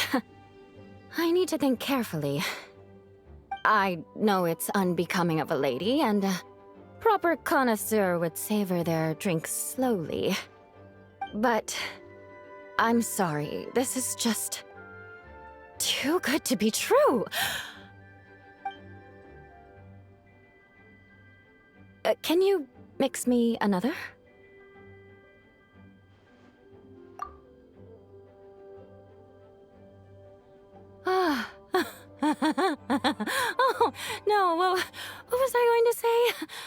I've completely lost my train of thought. Whatever. I feel fantastic. This cocktail. Oh, it's the best I've ever had. I think I'm gonna head home and get some sleep.